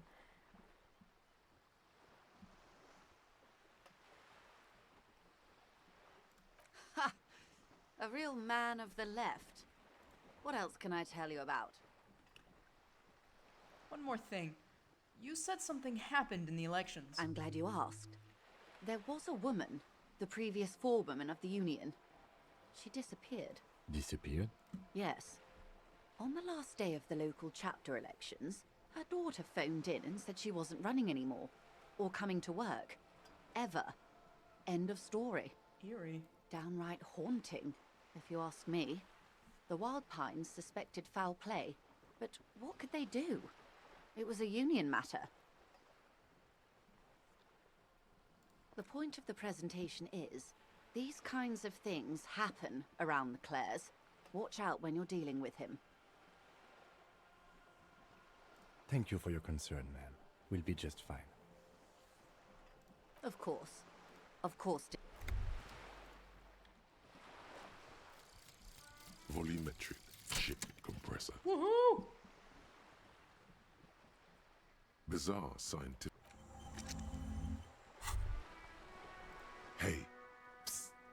Who, me? Yes, you. Word on the street is you're ready to start building communism again. Again? Yes, you're ready to start building communism again. You've built it before. They've built it before.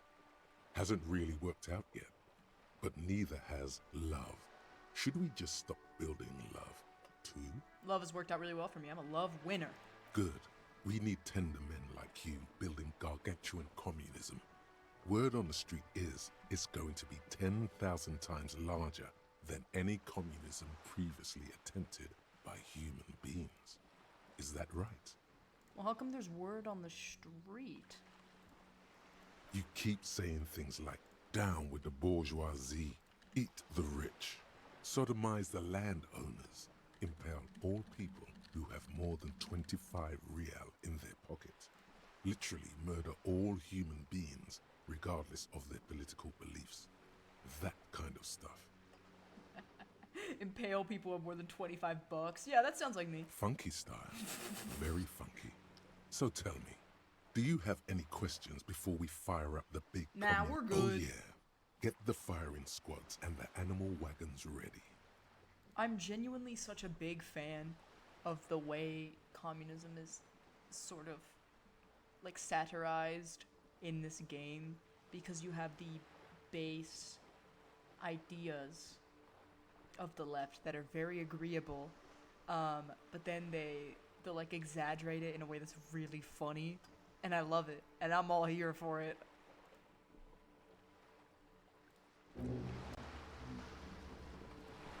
I don't know why my camera like ran away from me there. That was kind of scary. Anyways, I'm gonna bully her about her boat You're now. back. You're on Why, a boat. Yes, I am. Not a lot of people on boats, are there? Of course there are. We're on an archipelago. How else are you supposed to get around? Wait, we're on an archipelago? Or, sorry, in French it's pronounced archipelago. So, whatever. Yes, we are. We are on Le Caillou. Caillou? I thought we were in Revachol. We are. And the city of Revachol is on the island of Le Caillou.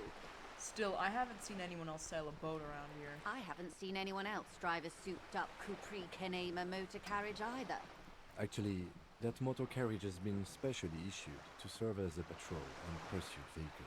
It's for crossing long distances in the greater Revachol industrial harbor. It's not a toy. Neither is this. A toy, I mean. It's a machine for crossing long distances in the Bay of Revachol, between the city and the islands. She took my pointing out of her boat very fucking personally.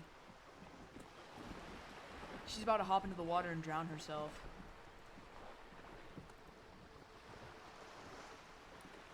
Which would be really funny.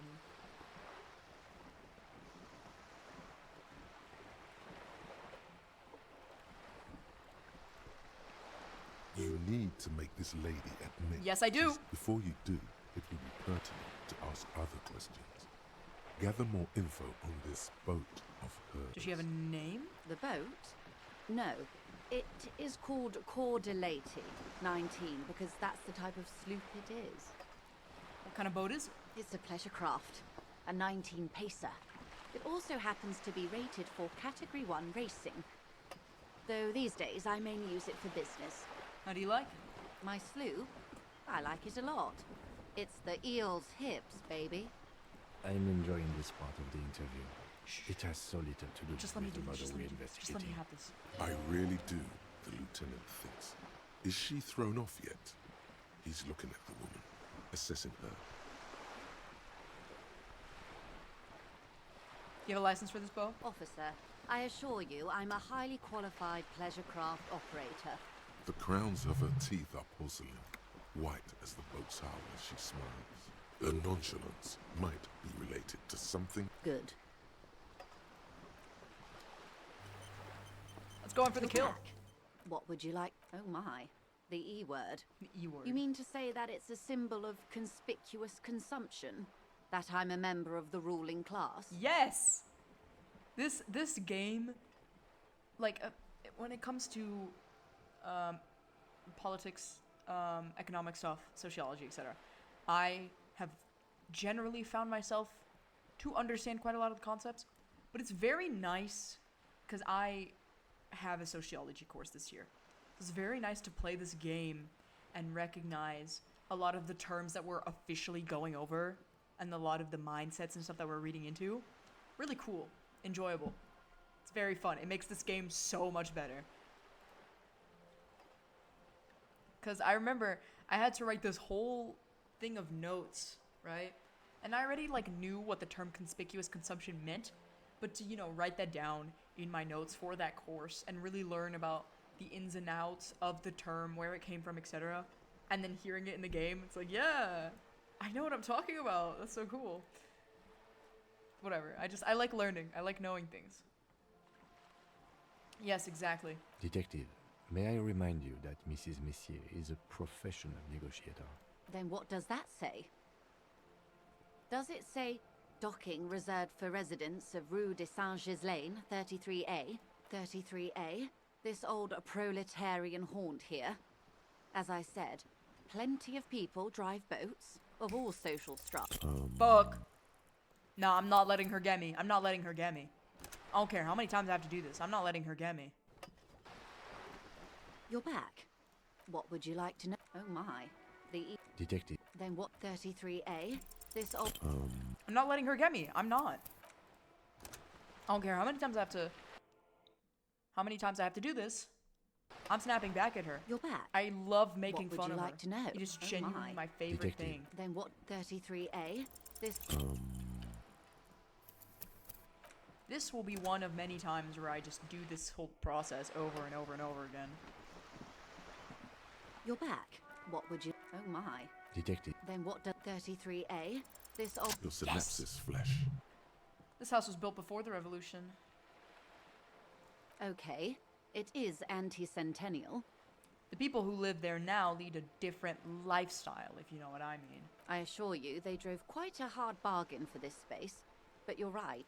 I am a bourgeois woman, and this is my fast, lightweight, interminably bourgeois boat. There is no shame in her voice. A touch of sadness, yes, but no shame. Oh my.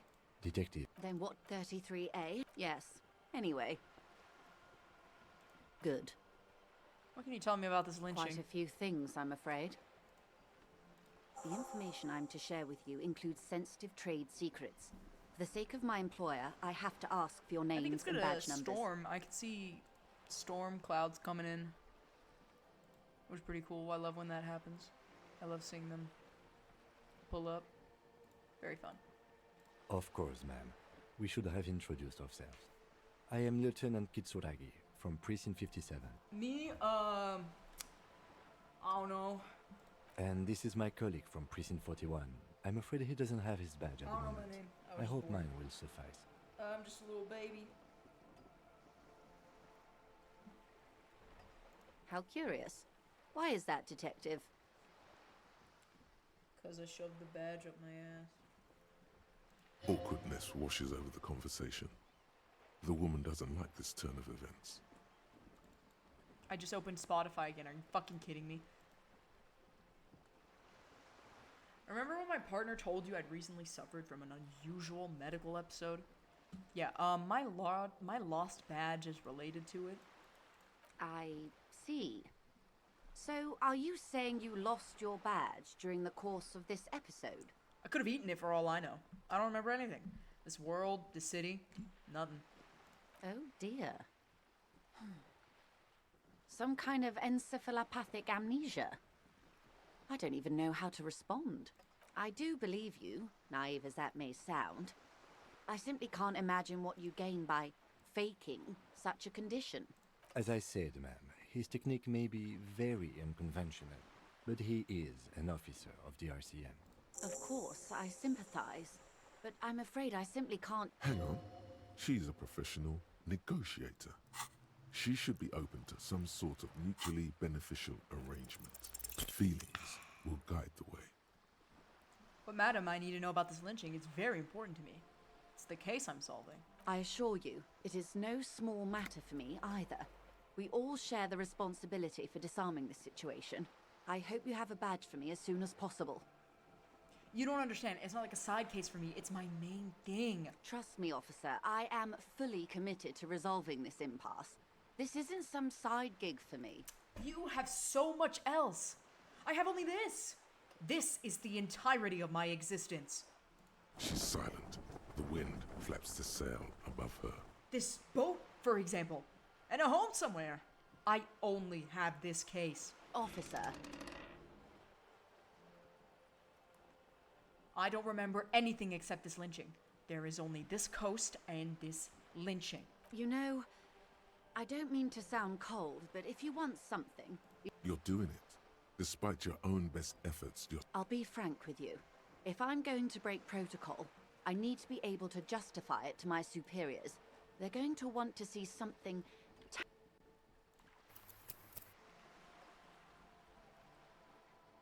Like what? The Union is conducting drug trade out of the harbor. Or... Detective. I don't want to snitch on the Union. I don't care. I really don't care. This is not going quite as I hoped it would, Detective. How did you hope it would go? Honestly, I was expecting you to use your unorthodox technique to keep her off balance, and not volunteer us to be her henchman. Really? I thought it was going so well. This woman is running circles around us. She might have known about your misplaced badge all along. He doesn't let it show, but there is a limit to how much the consequences of your unprofessional behavior can cost the investigation. I'm sure you will, Detective. We could just find a badge. Oh, that would be fantastic, but do we have the time? The situation might have changed drastically by the time... You could request an... You're back. Good. You seem rich. Can I have what some can money? I help you? Is what you want to say, but it isn't that easy, is it? Look at that lady.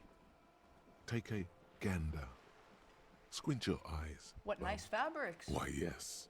Tucked away under that sturdy green raincoat, almost rustic in its simplicity, a silk shirt and matching scarf around her gentle throat, while dull orange pearls hang from her earlobes, red from the cold.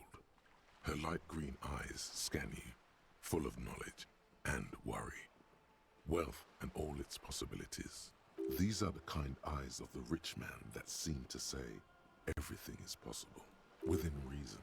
Yeah. So?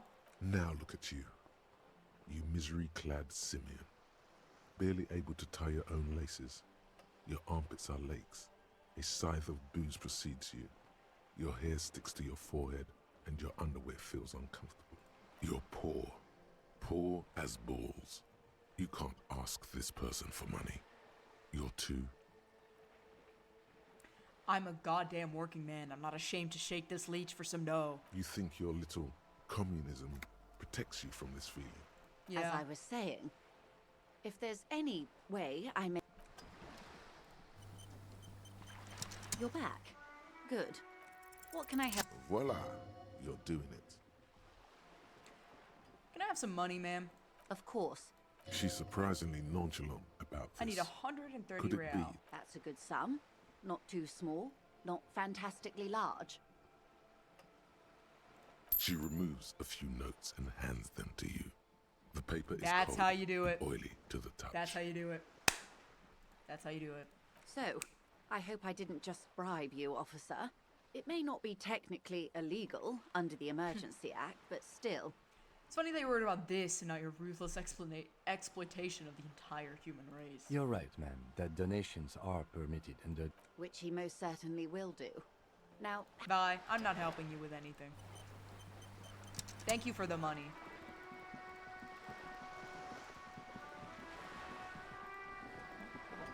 I have a detail to look at. Awesome. I hope you guys enjoyed watching me bully her. Oh. Hello, Kuno S. Are you trying to sneak up on me? Come to slit my throat in my sleep? Apparently, she doesn't like people standing behind her back. Me too. Logic error. She is not sleeping right now. Pigs come to take me out, trying to snuff me out. No, why would you even say that? Then why are you sneaking up on me like that? It's not a good idea to scare me, pig. Not a good idea at all. Okay, damn. Oh, this is the part where Kim sounds really loud for no reason. So hold on. First, let me talk to him. Yes? What do you want to know? He sounds pretty normal, right? Good. Okay. Hey, what's that noise down there? Hello? Anyways. Here. There must be another way into the building. Jesus fucking Christ! Jesus Christ! What the fuck? That was the worst. That was absolutely the worst I've ever. Oh my god! That was so bad! I didn't know it was that bad. I have never heard it that loud. That made me jump.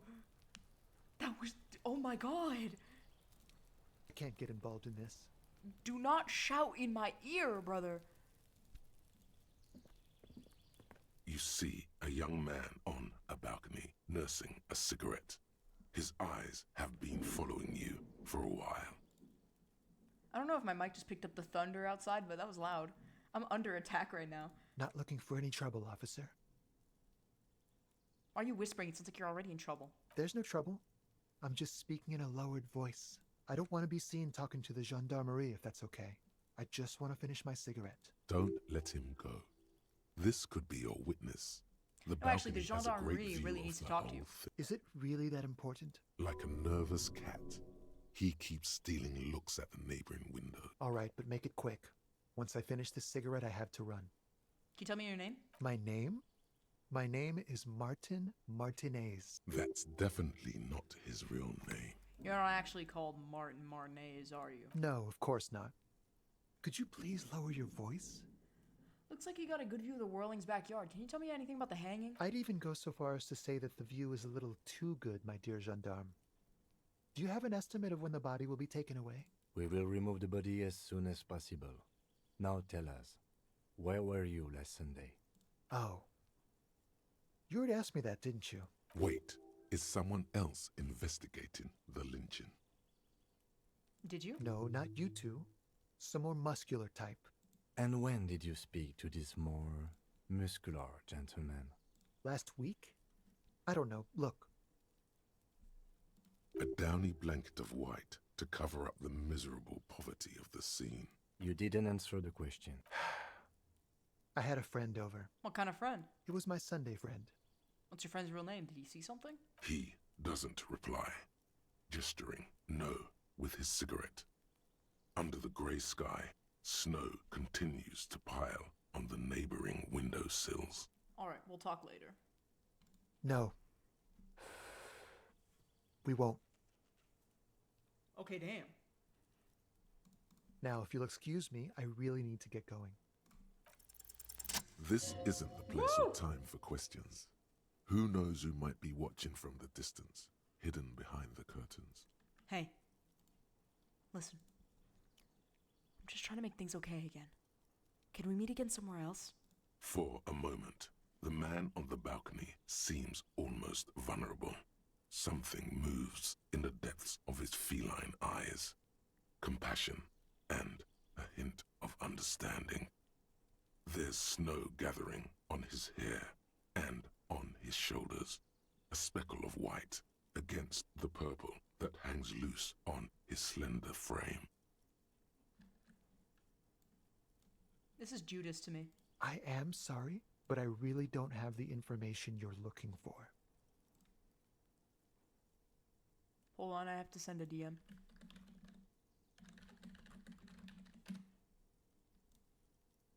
Okay. But, hold on, what's that? For a split second, his hand lingers, as though gesturing towards a stone placed right next to the front door. It's a sign. Good luck with the investigation.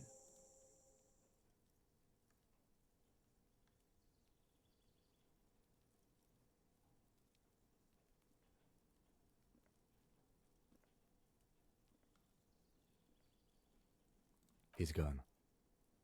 We should run after him and see where he went. No point in running. Tenements like these often have multiple exits. If he doesn't want to talk to us, then he'll know how to hide himself.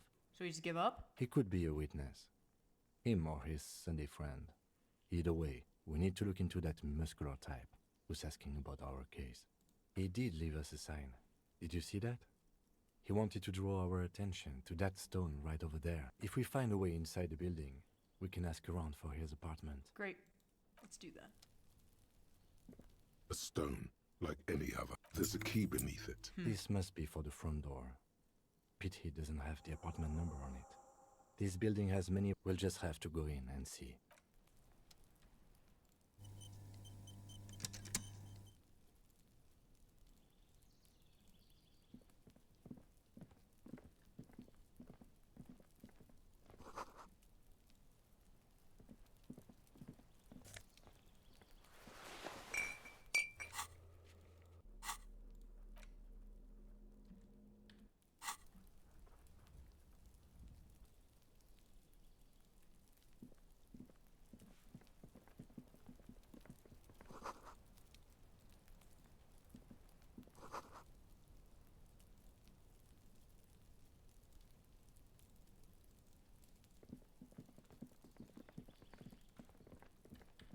Now I'm curious. I want to see what's going on over here. I've never entered here before, surprisingly.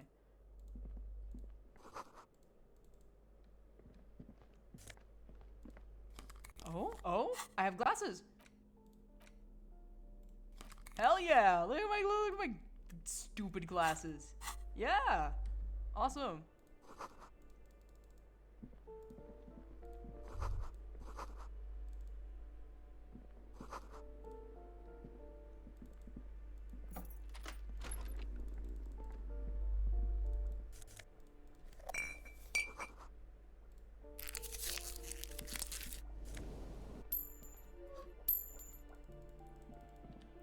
Very glad to have someplace new to explore that's not massive, because I've never been here before, and... Oh, shoes. Shoes for me.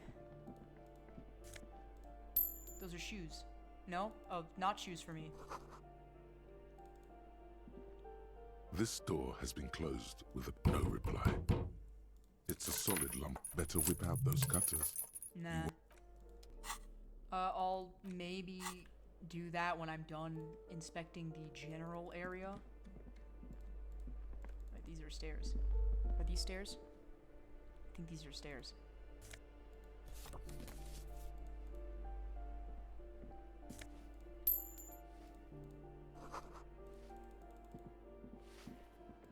Hi. Give me a moment. The cold never does any good for my bronchitis. Are you alright? Should I call a doctor? I'm fine. Fine. Don't you worry about me. You're still worried. It's very worrying. Now, what do you want from me, policeman? She's the cleaning lady.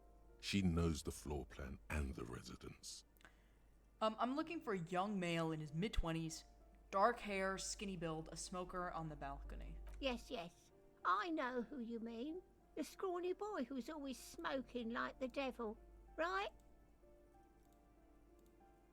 Somewhere in the building, a child starts crying. You hear a radio tuned to a talk show and someone taking a shower. What's he in trouble for? No trouble, I just want to talk to him. Do you know where he lives?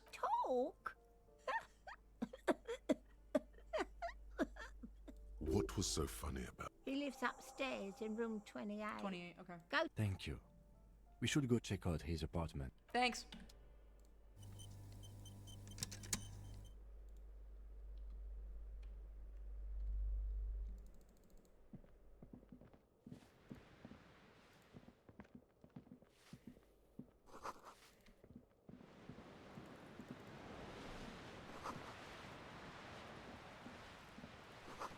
Someone has torn down the wall. Just balcony. Exit. Fuck do we have all these doors for? This is ridiculous. Hello. The streets will flow red once more. A great torrent rushing down Rue de Esperance. You wait and see. The streets will not flow red with anything. Who are you? I'm Cindy the fucking Skull. What else do you want to know? Date of birth, blood type, the last time I was tested for Hep C. Okay, let's start with your blood type and we'll go from there. Go where? Accosting a minor? Listen to your partner, pig man. Keep your grubby hooves off little old ladies. That smell coming from her paint bucket. It's not paint. It's heavy fuel oil. You keep looking off to the side. What are you looking at?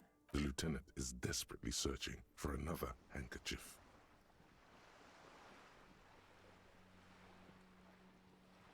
Hatred, disgust. That's not the right difficult to tell line. which of the two is more That's present not in what her that said. girlish features. The woman on the boat does not. That is on her.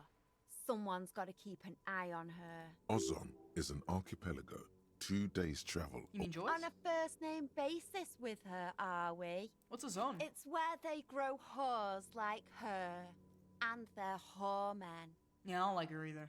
Pig's not half as dumb as he looks. What are you doing to the wall? Can't you tell? I'm painting a beautiful mural, an aereo graffitio visible from low orbit. I haven't really started it yet. I'm waiting for the right words. So you don't know what to write? Have you ever tried your hand at graffitio? When faced with a blank wall, most people write unimaginative stuff, like pigs go home and Mono is here. We rarely see pigs round here, though. Just union cards. And my name's not Mona, so... She wants it to be something true and total. I have an opinion on this. Want to hear it? Yeah? I love public art. Don't mind us. Keep doing what you're doing. Thanks. I'm sure the inspiration will come to me now that I have an official RCM stamp of approval. She means the opposite. You've lessened her desire to deface the building. You know anything about the recent murder? I ain't no snitch, pigstein.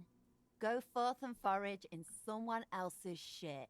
No shortage of squealers in these parts. Actually, there is a shortage of people who talk to us in a normal, calm, informative manner. We weren't put on this earth to make your life pleasant, fucko. Is that heavy fuel oil? Red-dyed heavy fuel oil intended for exclusive use in government vehicles to be... What did you think I was using? Aquarels? Sucked it out of a cop's fuel tank myself. Back in Jamrock.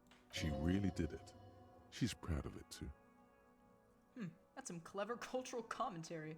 You ain't seen nothing yet, piggy boo. Hold on. I just became a feminist.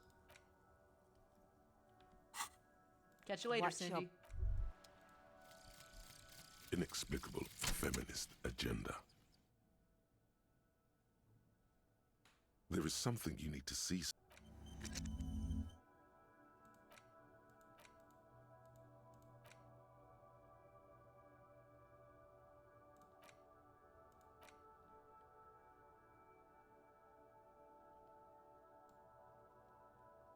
Awesome.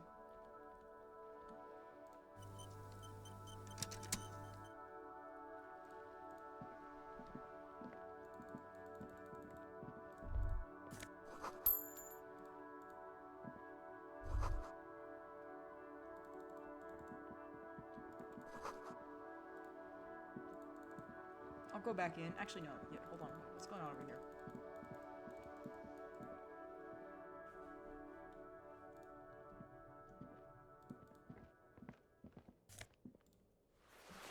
Guys, I think I just finally got pants.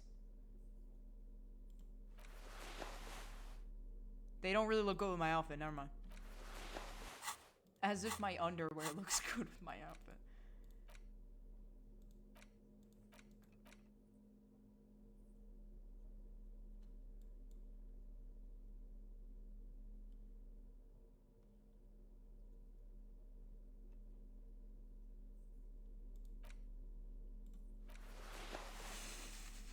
That hat is dastardly. Do you guys like these pants? What do we think about these pants? What are we thinking about these jeans?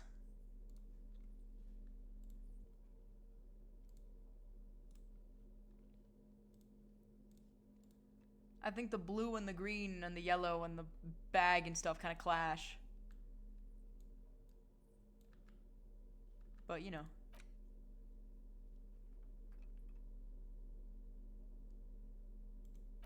You guys think I should be dogs out or something? No. Keep them on.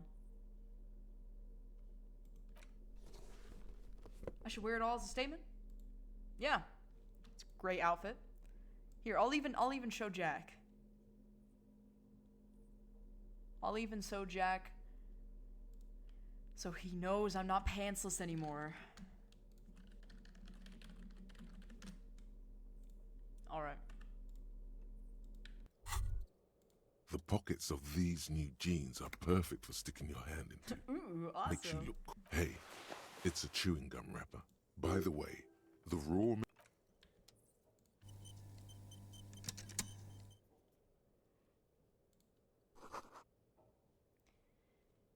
However, I will likely have to take my pants off once I get my new outfit pieces. What are these new outfit pieces I'm talking about? You'll see.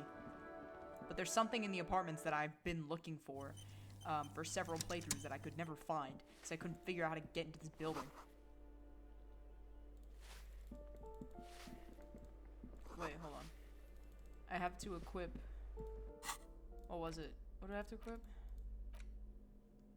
Crinkled chewing gum wrap. You feel compelled to point out Cinnamon's that not this fruit. can a used wrapper shrug? Seems like that's what the good question. Drawn by regret. You carefully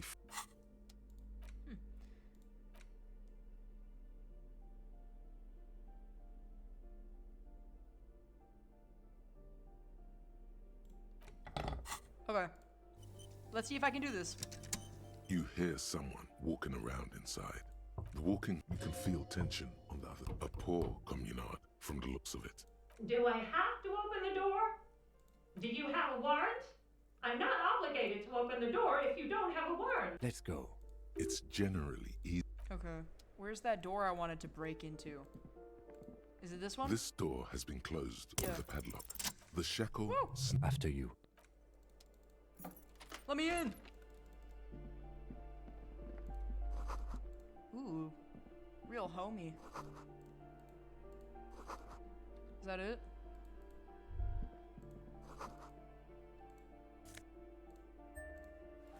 What the fuck did I just get?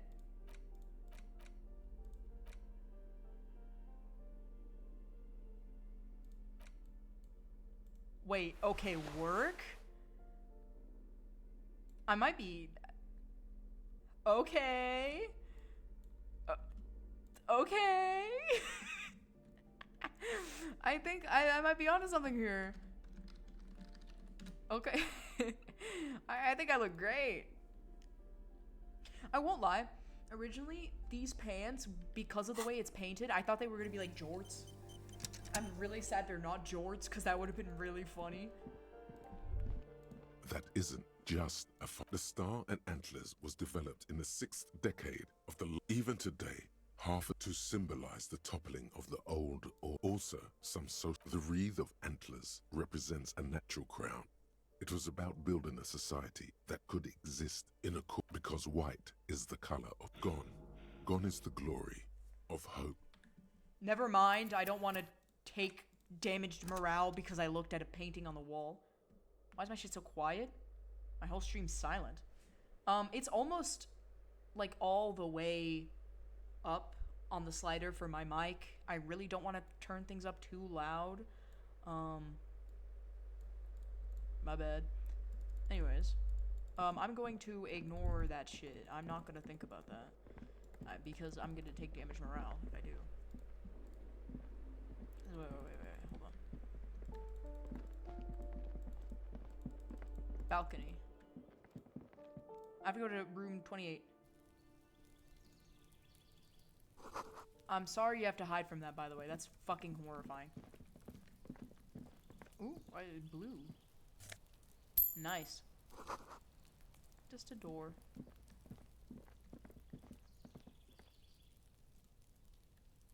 Those are bottles I can grab. Someone's growing rosemary. I don't know.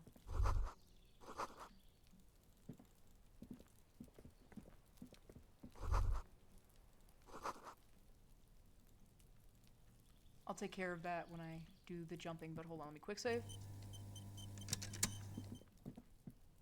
This door is made of metal Holding and them appears like to a be clarinet. reinforced. Someone hit number 20. Let's see if No. anyone... No one answered. Looks like the young man... We should return tomorrow after we have finished with our day's work. How about 9 p.m.? Tomorrow, 9 p.m. Damn. Remember, tomorrow. Okay. I think that's also when I'm gonna get my atrocious outfit. So I'm excited.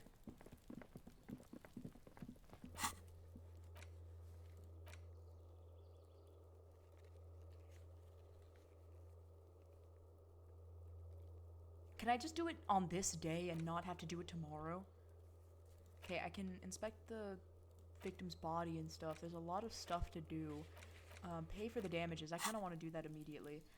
And then I have to do all this exploration to get my coat and all of that, etc., etc. And also to get Measurehead to bring the body down. I'm just going to exit for now. But I am glad that I went in here. It was a very good idea. Time to go check out what's going on with the body. I also want to check in my money for my bottles, so I'm going to do that.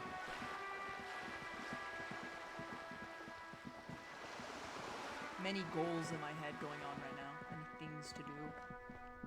I do want to go and cash in my stuff, which is at the Freet, which should be around... Oh, it's that racist piece of shit. Should I talk to him? No, hold on. I want to get money first. Freet!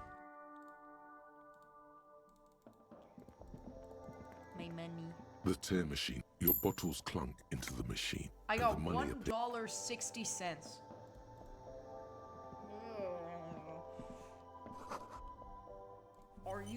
Are you farting me right now? Hi, I'm gonna comment on the Yuri you're Welcome to looking at. Frit. Feel free to look around or something. What's that magazine she's reading? What magazine are you reading? You mean this? There are no two girls kissing. You're lying to me. That is something, and that is just one person. This is Pop Stars. It's got, like, famous people in it. It's not for sale.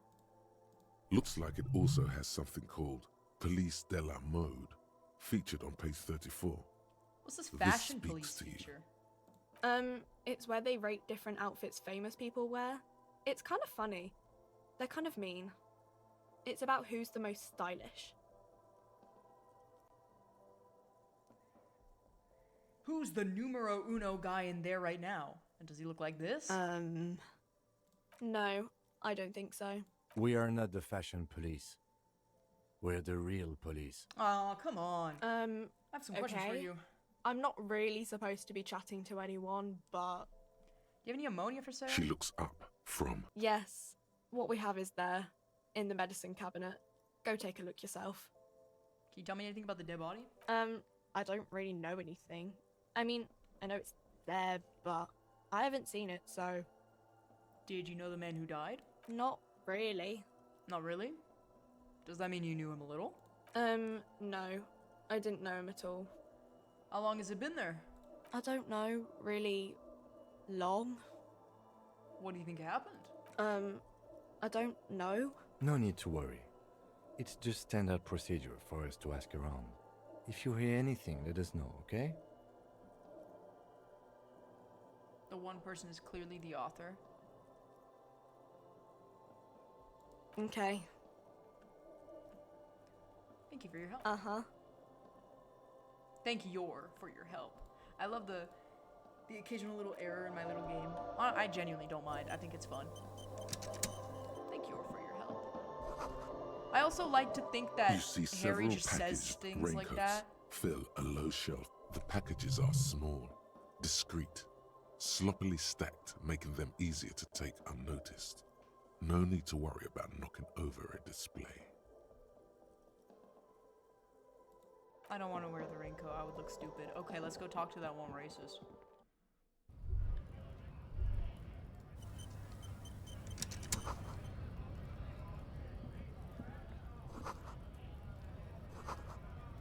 Hi, idiot. Welcome. to Revachol. He looks like a real piece of shit. Why are you addressing my partner like that? Don't you welcome to Revachol me. My grandfather came here from a 3,000-year-old racist isolationist culture, while your ancestors came to this island a mere 300 years ago. Every school of thought and government has failed in the city, but I love it nonetheless. It belongs to me as much as it belongs to you. You tell him. It's men like you who keep Revachol divided, making it that much harder for everyone to climb out of this post-war limbo. What he means is, fixation on the Revacholian nation makes it harder for Revachol to actually attain self-determination. He's right. You're undermining our best shot at real self-determination. Oh, come on, man. I just said, welcome to Revachol. It's a lorry driver thing. I tear into this guy every single time I play.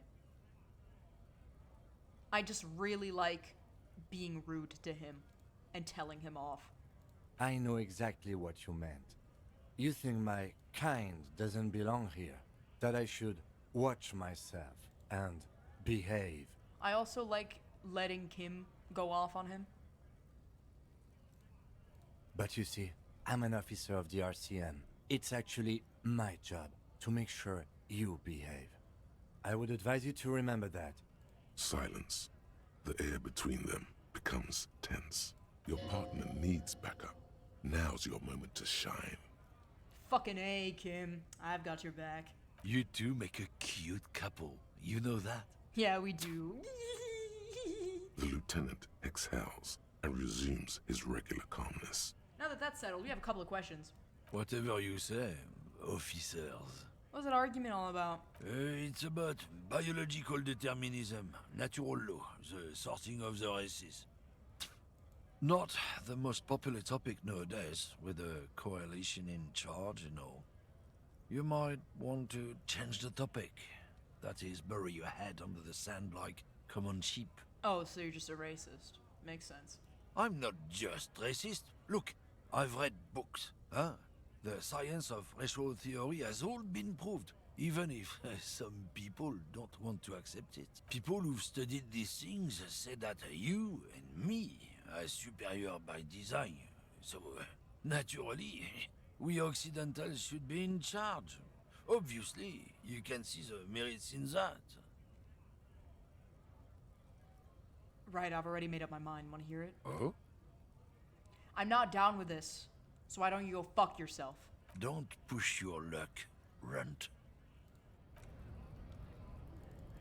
Blah, blah, blah, blah, blah. I like just telling him to go fuck himself. I think it's important.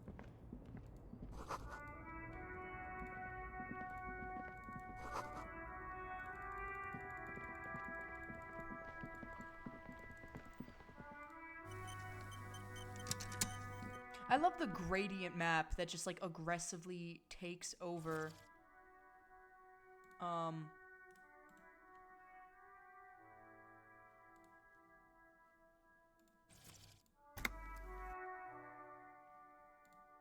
I love the gradient map that aggressively takes over the game when you open this menu.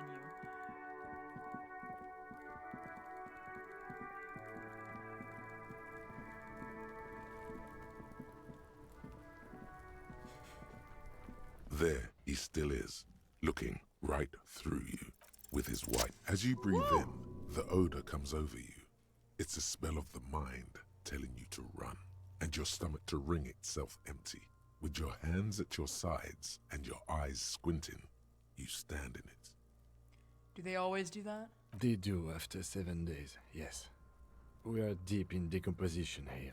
The man before you is naked, but for a pair of underpants and enameled boots.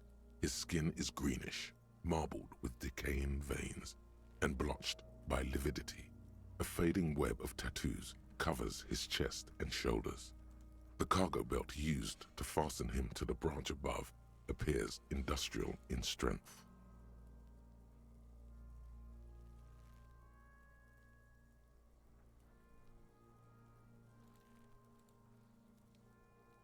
The material appears to be ceramic. Its clean white stands in stark contrast to the decaying flesh above the knee. The man wore thick polymer socks, probably for padding. A fine array of interlocking plates covers them, delicate and fragile. They feel alien to the world around you, out of place somehow. These are clearly not boots.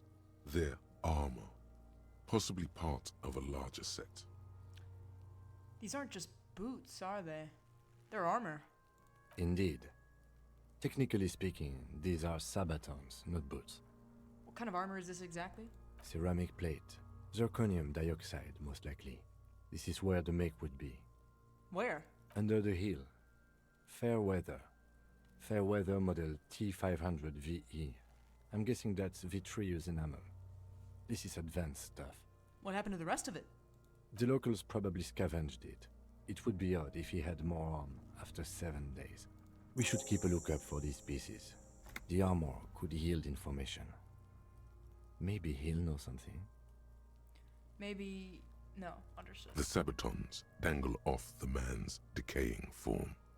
Ageless, a small bell-like sound fills the air, like tapping on the side of a porcelain cup. It's anything but. This material is a kinetic redistributor. It spreads kinetic energy horizontally, from plate to plate, dissipating it entirely. See? Faint, organic lines cover the plates where they separate into smaller ones. These plates then divide into smaller plates until there are hundreds of them altogether, like whirls of floorboards. The design looks organic, influenced by highly resistant wood materials, like lignum vitae and ebony perhaps. What does this remind me of? If trees were made of porcelain, this is what their cross-sections would look like. The smooth, glossy surface fractures into ever more intricate interconnections, peaking on the right sabaton, where you notice. The whirls are in the shape of a letter and number combination, E50, 100, 1000. Looks like there's a serial number on the right sabaton. Good. Can you read it to me? E50, 100, 1000. We have a make and a number. That's something. We can use the radio in my kinema when we're done. Either station can chase it for us. How could this man afford such expensive hardware? That's for us to find out. My initial report on the area suggests he was a security guard for the harbor company. But that's just hearsay. Initial report? Just something I scraped together from my station. An area report on Martinez. I'm sure you did the same. He's not actually sure of that. He's just being tactful. These look pretty advanced just for a security guard. I agree. This equipment is way beyond what a guard can afford. The material looks out of place here. It is. It's expensive. We've requested similar material for our tactical units for years now. The constabularies deemed it too costly. In that time, we've lost 6 men to semi-automatics. How much are we talking about? For a full set, about 4 years of wages. For the northwest region of Revachol, an officer's average yearly income is 5,500 real, unadjusted for rank. That's a lot, I take it? As a wage, it's regrettably small. But for a piece of hardware, yes, that's a lot. The cadaver slowly twists on the cargo belt, his torso covered in tattoos, and extremities blotched pink and blue. The hangman's knot is pulled tight by the weight of the corpse below. Yellow, hard-edged polyester cuts into his neck. Above, a sliding buckle ties the belt to the branch. This is a steel-reinforced cargo lashing belt, big brother of the regular cargo belt. It's used for tying cargo under 6-rotor airships.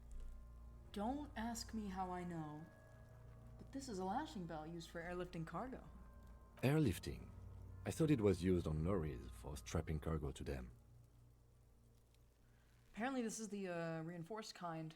For air transport, my brain tells me so. The local harbor uses 6 rotors to shuffle containers around. I get the sense they use whatever was on hand, without paying much attention to not incriminating themselves.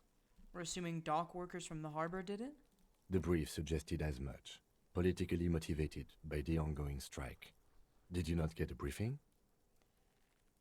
No, they must have forgotten to brief me. Then you should ask me the first moment we get. They sure wanted him to stay up there. The rope is reinforced with steel wiring. I was afraid it would be. Thin steel wiring, parallel strands. This makes getting him down more problematic than I had assumed. How did they even get him up there? A noose is one of those things that's easier to use one way around. Did they climb up using the kid's ladder?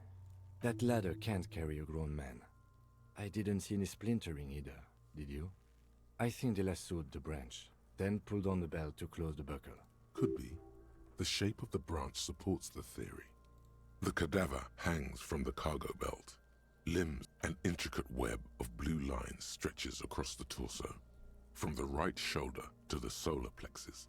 Each time they intersect, a small white star is formed in their crossing. Hundreds of fading asterisks riddle his skin. Their concentration is highest around his heart. His corpse is marked by stars. What will mine be marked by? Alcohol and heartbreak. Is this a national pattern? Of no nation that I know of. If anything, it reminds me of religious illumination, last or penultimate century. Men who live harsh lives often turn to innocentic worship. But which one? I see no trace of a humanoid figure. We're missing something here. I agree. He takes a thin piece of milled aluminium from his coat pocket and pulls it open. Sounds like a sword being unsheathed. A small lens appears. Some sort of camera. What's that? A Trigger Sunshine. Mini. Triggered is the world's leading manufacturer of intercommunication devices, primarily projectors. The camera before you looks familiar somehow. Shit, Kuno! What the fuck is that? An instant color camera. I have only 2 ampoules, so nobody move. I don't want to waste one. A sound, a shrill flash, followed by the breaking of a small ampoule of glass. You see streams of color pour onto the thick, glossy piece of paper, rolling out. In case we need it. Cool machine. Yes, it is pretty cool, isn't it? There is only one ampoule left. Use it wisely. What do we need this photo for? It contains insight to the victim's person. By his build, I'd say this was a man of physical violence. The story he wanted his body to tell was important to him. It is his letter. To us. Someone should decipher it. We'll need to show it around. Can I have it? I should look at it later without the corpse smell. Sure. Just don't lose it. The glossy-eyed corpse looks by, his mouth mute and his skin as colorful as the chemical rainbow on the photo paper, teeming with opportunistic organisms. You've acquired an interactable item. His eyes are milky white and blind to the world, protruding comically from their sockets. There is no one home. Dark brown hair grows on his head. His face is ready to explode from the organic processes inside. The death's head grin has passed. What remains is an unrecognizable mess. Underneath the curdled meat there is an expression, not carried on his features, but below, inside, an expression of pleasure. This man was experiencing joy at the moment of his death. This man enjoyed the moment of death. Why do you think so? I don't know. Tell me, who are you, dead man? I'm gone. Where have you gone? Into the wild pale yonder. Where is that? In the past. Way out in the west. I can see you're gone, but who are you? I'm a joke. Look at me. You are now, but who were you when you were alive? A killer. A motherfucker. And a killer. I have another question for you. Go ahead, Cobo. What's happening? What do you mean? I'm talking to you. It's the power of your imagination. Go ahead. Ask me more questions. You fucking love questions. Why do I love questions so much? Because You're a copperoonie. Look at all of them go. Do you want more questions? Yeah, give me a comical amount of questions. Coming right up, copperoonie Rooney. This is getting upbeat now. Is my name Rooney? Fuck no. You're no Rooney. Of course not. The name is Raphael Ambrosius Cousteau. Listen to yourself. You're not a Raphael anything. You're probably just Harry or something. That's right. Harry. Could I really be Harry? You can be anything you want, brother Coppo. Why do I feel like I've forgotten something terrible? Because you have. Who killed you? Love did me in, brother Coppo. It was love all along. Can you ask me a question? Sure, Lobo. I can ask you a question. Why are you doing this? What? Looking at my face, motionless, looking into my eyes, standing here. Why are you investigating my murder? Maybe this will lead to something. Something indescribable, unforeseen, miraculous? Something is on its way. Something hidden. It's coming. A miracle from the northwest, and it's almost here. You can feel it in the air, on your hands. The cold spring air smoothing them over. I hate you. You stink and you're boring. Do I remind you of someone? A child born with Muller's disease, harlequinism, grown up miraculously. A deep-sea creature. No, not quite. Be fair now. You don't remind me of anyone. Sure I do. You just don't want to admit it. Why were you feeling pleasure when you died? Maybe I was getting my rocks off. So you were feeling sexual arousal when they were hanging you? Do I look like an erotic auto-asphyxiation type to you? Yeah. Captain Coppodromo. I fear we are drifting away. Fixating on... He didn't Come back later, Coppo. As you narrow your eyes, this is a trick. Only the lower extremities are pink with a dash of blue. His fatted hands, thighs, and his neck, just above the noose. The rest of the corpse appears dark green in the cold spring air. His face and hands are pink. Thighs too. I see it. His neck too. The lividity goes right up his chin. We have good, well-pronounced discoloration here.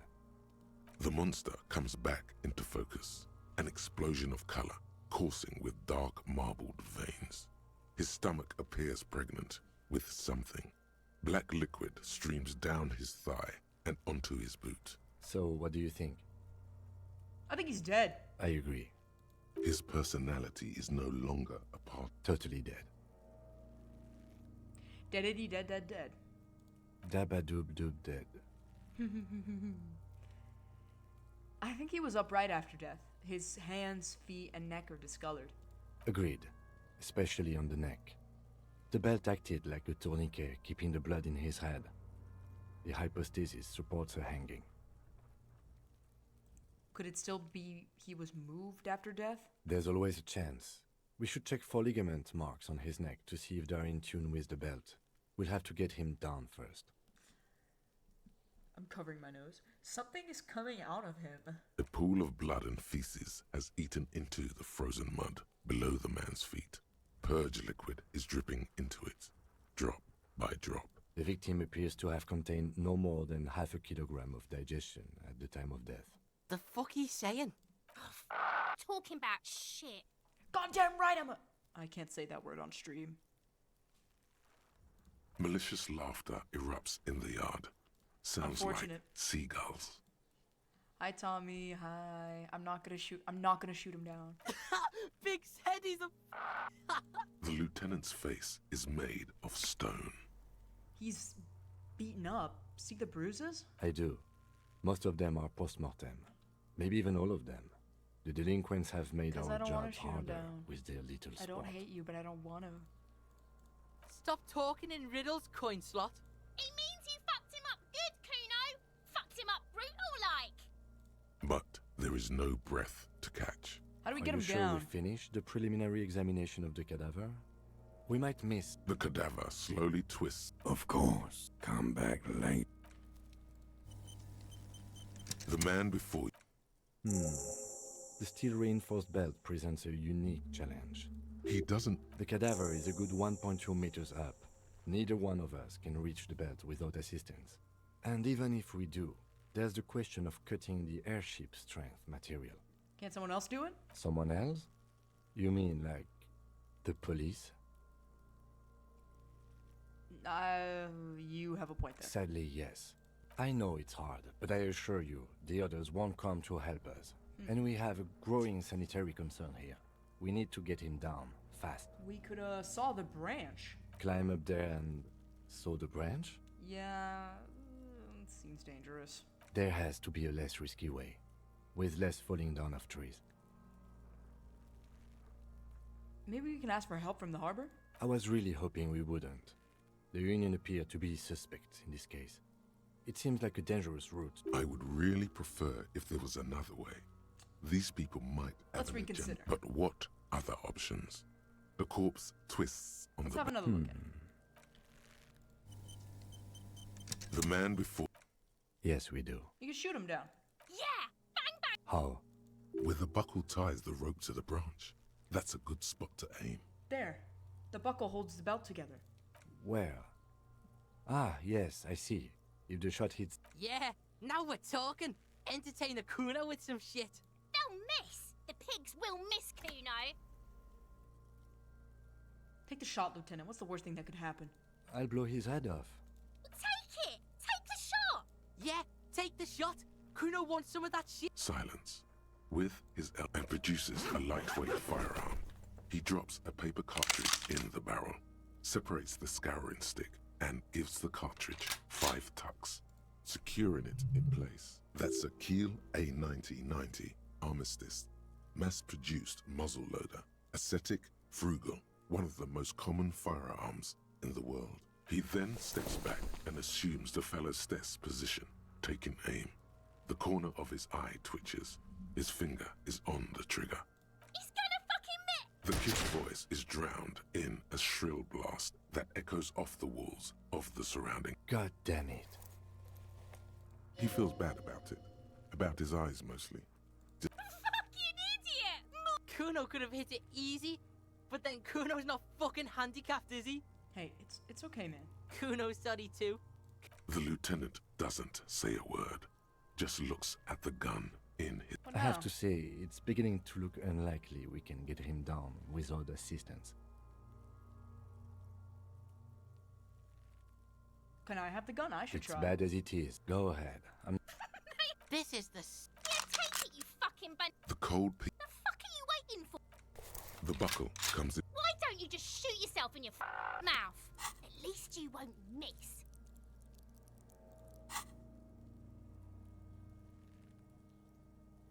You'll feel the slow... Look, he's crying. You gonna cry now, fucking faggoty? Oh, I just fucked up big time. I just shot him like an idiot. A plume of smoke erupts from the barrel. Your hand... You missed the belt. Yep, nope. Not doing that again. Nope. The man before you. Yes, we do. Okay. They do. Okay. Let's do it in the lousy, dangerous way. Let's get to it then.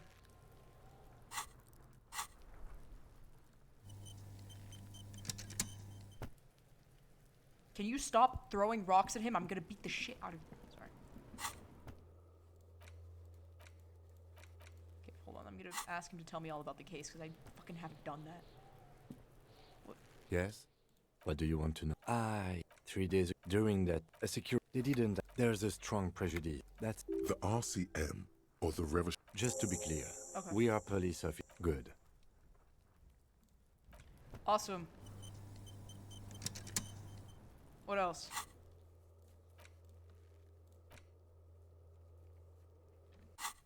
Yeah, what about the armor? Fuck does Kuno care? I want to discuss the body with you again, Kuno. The fuck about it? Where's... Oh, there are contusions all over his body. Did you do that? Fuck are you talking about? What is this contusion shit? He says you're stupid, Kuno. They want to make you stupid again. A contusion is a bruise. I'm talking about the marks your stones left on the corpse. Oh, did Kuno make your shit sniffing harder? Obstruction of shit sniffing?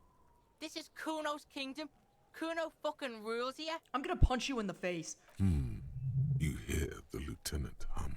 Where's the rest of his armor? Kuno doesn't give a shit about the armor. How come? Kuno's fuckgimp's got one big thing wrong with him. He's a fucking mutant. A mutant? Look at him. Fucking growth hormone shit. He's a giant. The armor's too big for any man.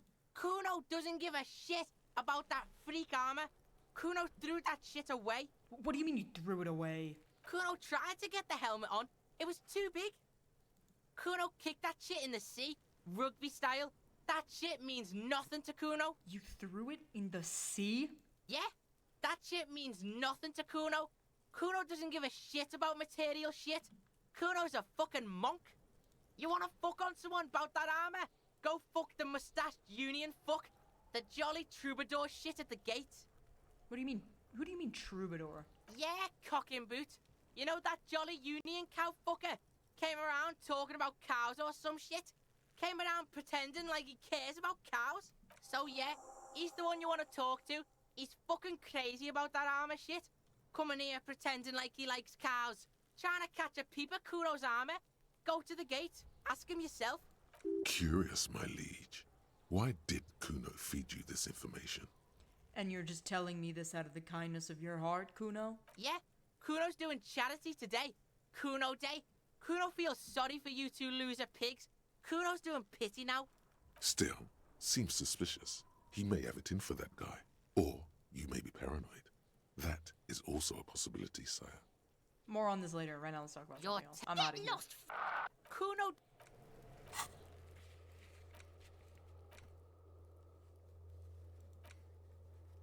Okay, let's go to the shortwave.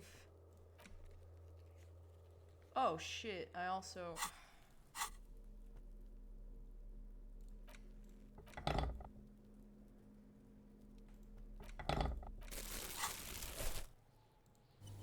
I don't need the pry bar because now I have the keys, but... This trash container is locked. With a well, don't. Maybe you shouldn't. The smell of rotten food rises to greet you. You see soggy cartons, dirty rags, and organic waste. By the way, hi Tommy. I hope you like that I already have a completely fresh new outfit and 136 real, and it's 2 p.m. on the first day. I locked in really hard. We're just in time. This hasn't been emptied for over a week.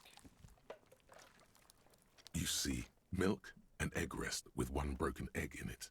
Some pasta wrapper. Picking up the soggy packages somehow feels familiar. You've done this before. The movements are recorded in your elbows, the methodology in your fingers. You're used to this. Used to what? Dumpster diving? No, searching for evidence in the trash. A box falls into pieces in your hands. Batiste Soleil cereal. There are plastic pasta packages below, and turbo noodles. Nothing of note, however.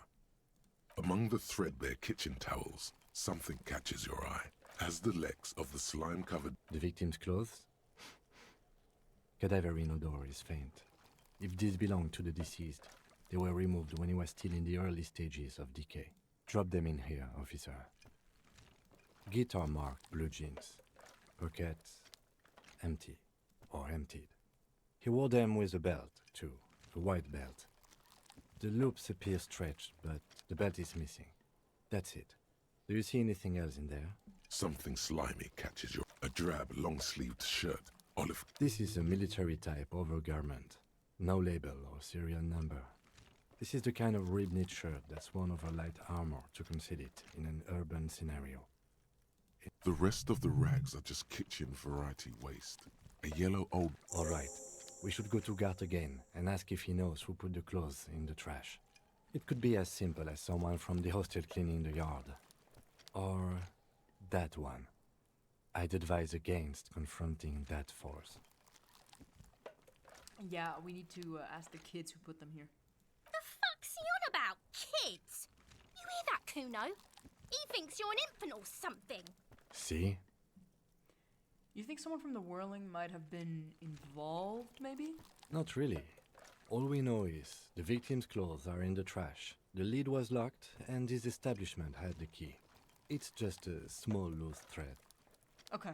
The lieutenant nods, then looks back into the trash container. It's just organic waste, cold and slimy on your hands. Apple and potato peels, mostly. Unidentified sludge, and the occasional chicken bone thrown in for good measure. But hey, nothing. What's this? What? A blue piece of plastic sticks out from the apple peels. It's shiny. Looks like the corner of something. Something larger. A clipboard. A blue plastic clipboard with moist papers hanging from it. They look badly damaged, but you can still make out forms and notes, written in a man's handwriting. Officer, is that your paperwork? I don't know what this is. It is. Look, the plastic has the RCM street grid on it. You've even got an autopsy form in there. If you don't mind me asking, how did this get in the trash? I think I didn't want to be a cop anymore, so I threw it away. Well... His eyes express a rare condolence. Then he picks it up. Lucky we found it.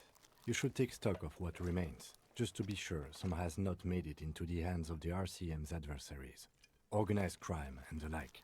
There might have been police secrets in your notes. Okay. I'll do that. It would also not hurt to start taking notes on the case. Now, tell me what your eagle eyes see.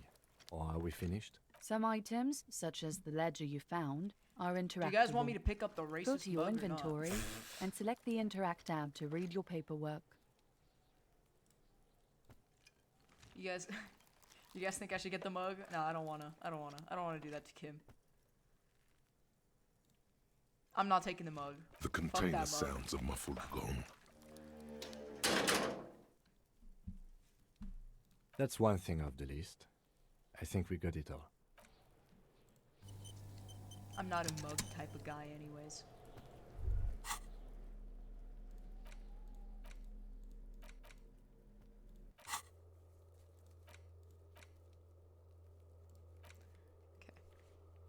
So.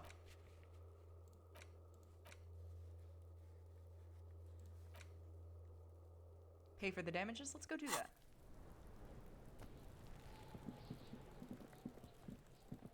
Let me put this stupid... There. Let me put that away.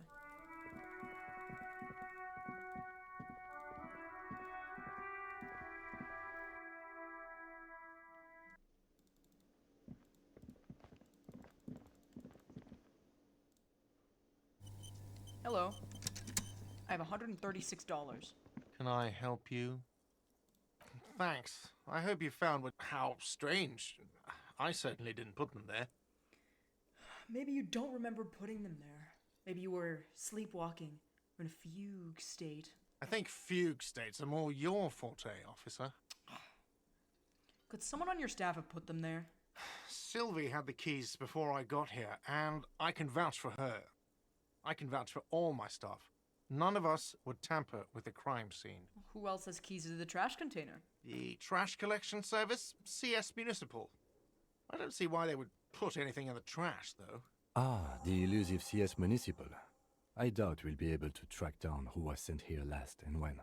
This will have to be one of those little threads that's... Thank you anyway. Thanks. Let's talk about something else. I have money. About that money I owe. Yes. I have your money. Well? Here's 130 real. Great.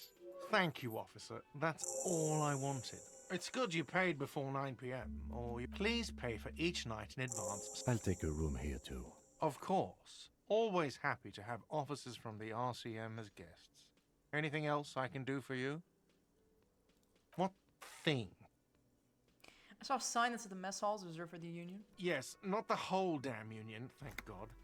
Just the nastiest and loudest faction. They come here in the Pop evenings. off my goats, the Dumb, Hardy Boys. unruly types. We should find out who this Lord faction is, occupying the booth. Loudness means talkative, and we need info. How do we find them? We don't. We have to wait. They'll show up sooner or later. Men get hungry, even striking men. If not today, then they'll be here tomorrow. There are these things called days. Cool. What? By the way,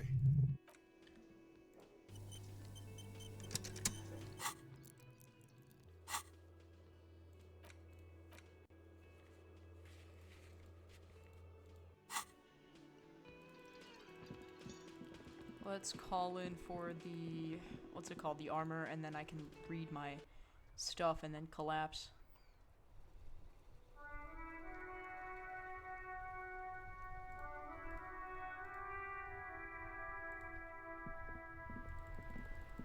I'm hungry. Fuck.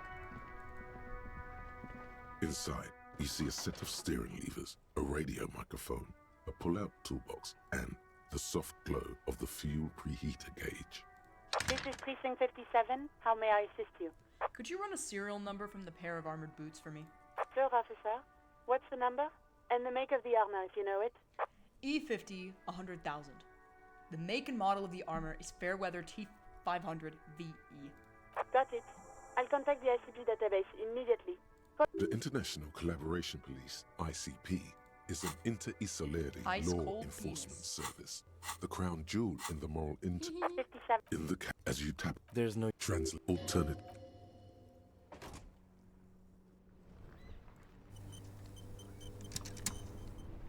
Okay, Kim, you're gonna watch me collapse. That's normal.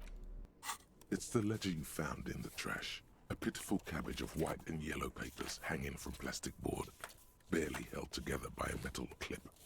This sad display is made complete by the faint smell of urinal cleaner. Anything else? There's a piece of toilet paper, or is it cleaning tissue? No, it's toilet paper. It's a metaphor. Below the pathetics?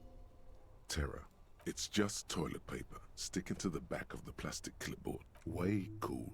It says, "Everyone look at me." An aluminium block runs the width of the board, biting down on the paperwork.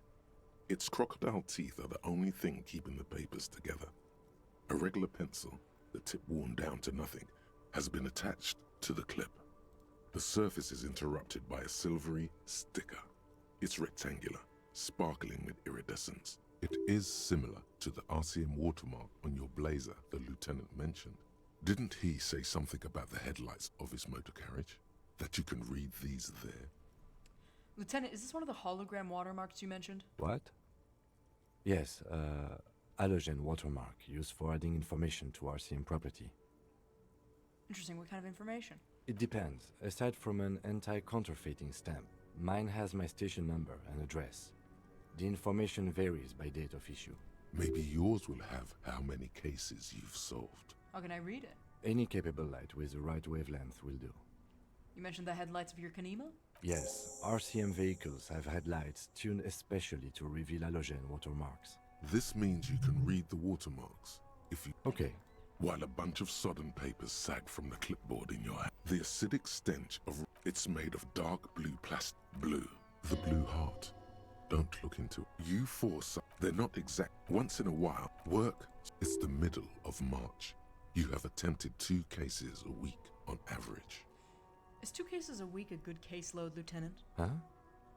2 complex cases to undertake is a lot, yes. You really have to push yourself. I would not suggest it, lest you start making mistakes. 2 cases a week appears to have been my load, Lieutenant. I'm not sure I completed them, though. 2?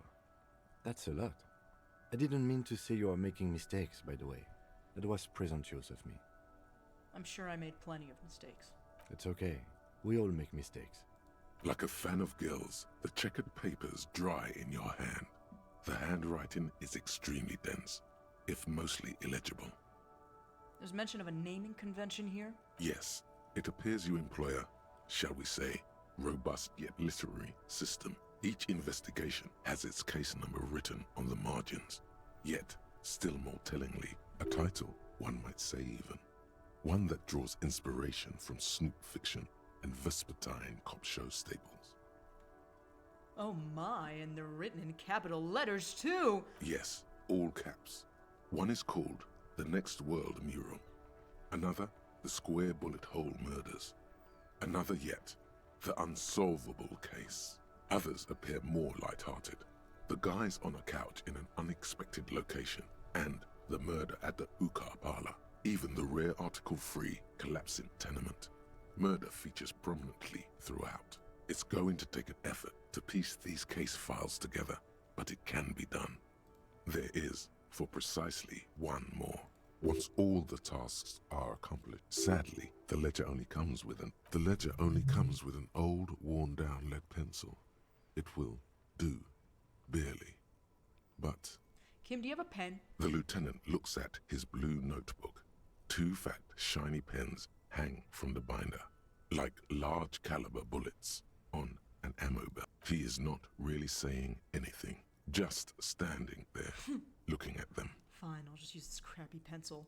Absolutely motionless at first, then animated slowly, imperceptibly even. The lieutenant begins to browse his notes again. The threat has passed. He is thankful it has passed, and that he's gotten to keep both pens. Onto the paper with a brash free hand, uncannily similar to the rest of the letters. The wording comes easily. It's almost robotically simple, a language developed for mental rigor and simplicity. Inspect the victim's body. Get the body down. Interview the cafeteria manager. It's not exactly poetry. A satisfying slash sounds across the paper. Things to be done and things already done. No, actually. Any ideas? The Hanged Man. Great. That's great. That's actually what I was thinking too. The Hanged Man. Good, strong name. We have a very good name for the case now. I'm going to start calling it the Hanged Man. It's good we sorted this out. You don't exactly close them so much as this. Yes, you can piece them together using the alphanumeric code on the margin. It always begins with HDB 41, then date of initialization and time of arrival on the scene, followed by the title. For example, HDB 41120111700, The Next World Mural. Wait, what's HDB 41? 41 is your precinct. But what's HDB? It's safe to say those are the initials of the officer responsible for the case. Your initials. I don't know what to say to that. I got nothing here. Yeah, we're staying out of this bit. It takes about half an hour to piece one together. Not much has changed in the meanwhile. Then rip them from the bind. 3. The topmost, you don't have to be an intellectual giant. A monetary penalization, but they appear pleasantly vague.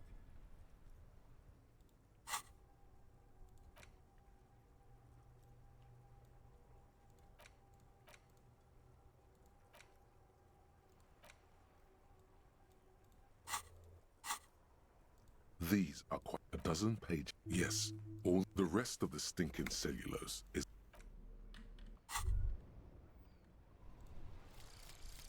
lonesome, long way home. Here we go. Home awaits. Awesome. Great.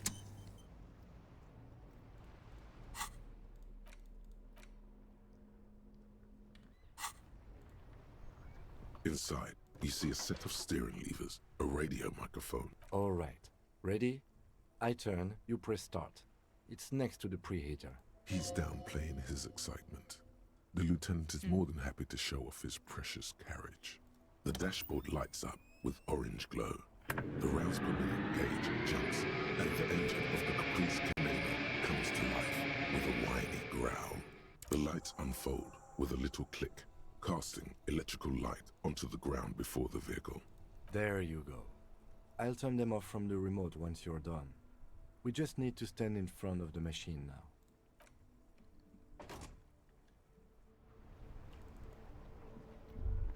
As you hold your ledger's clip under the headlamp, an iridescent hologram appears.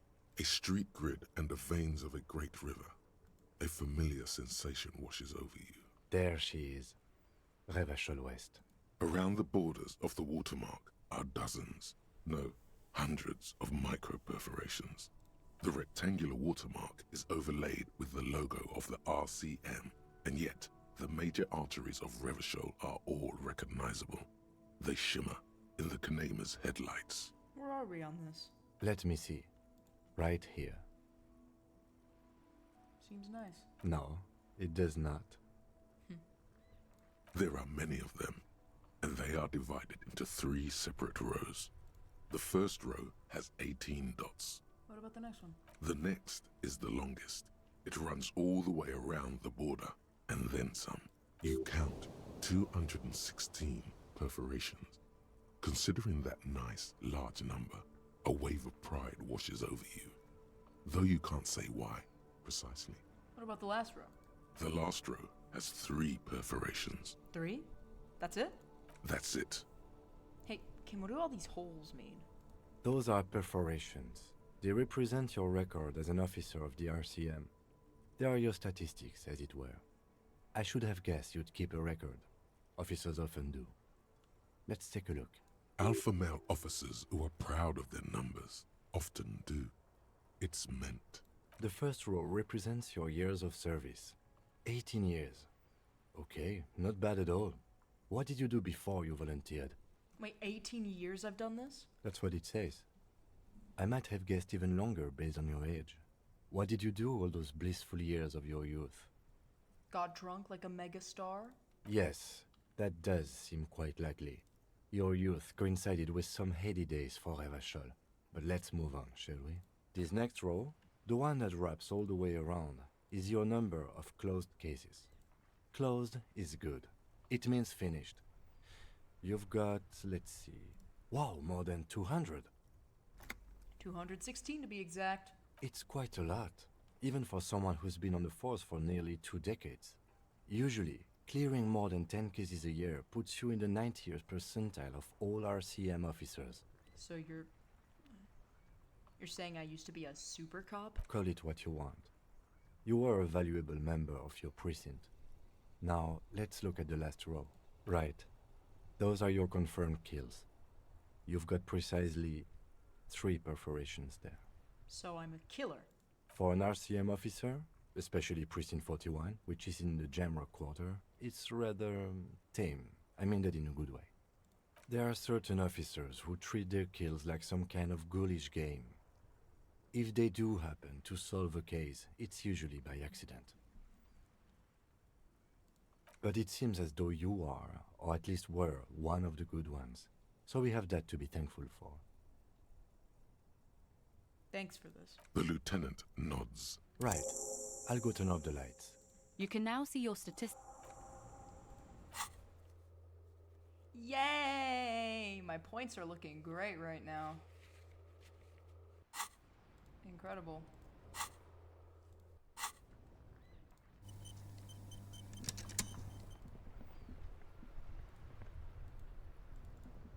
So who's ready for me to collapse, I guess?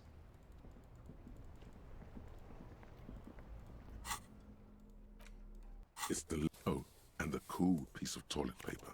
It's made of dark, some permeable. The plastic shimmers like lapis lazuli, but it is not see-through. You cannot see with your hands. You 4-sized pages hang from the clip.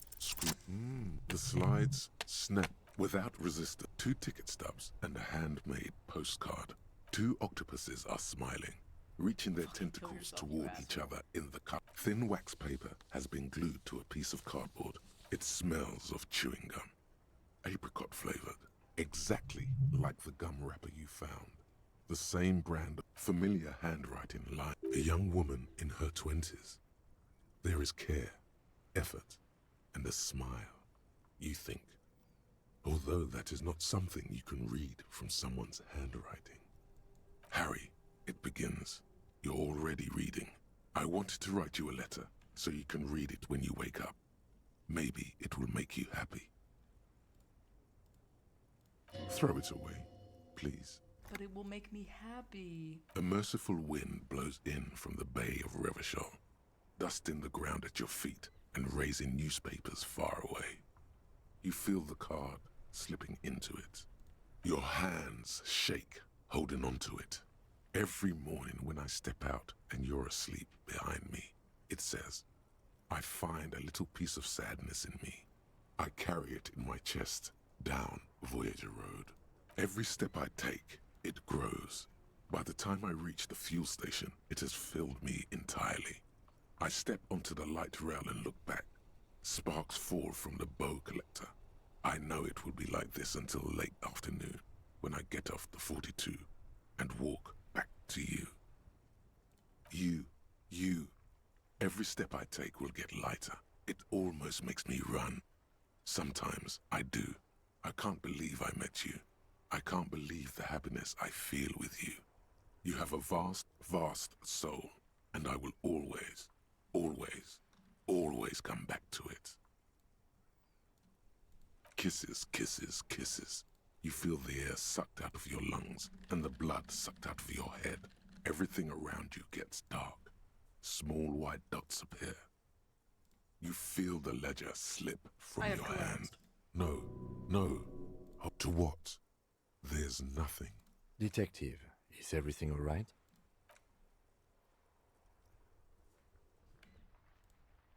Detective down!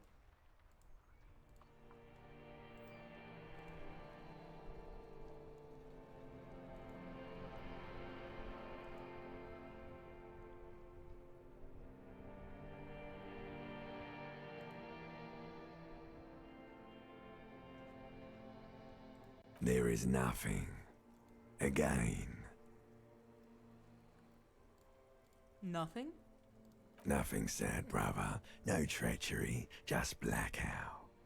Well, almost nothing. There is the ground below you, that's still there.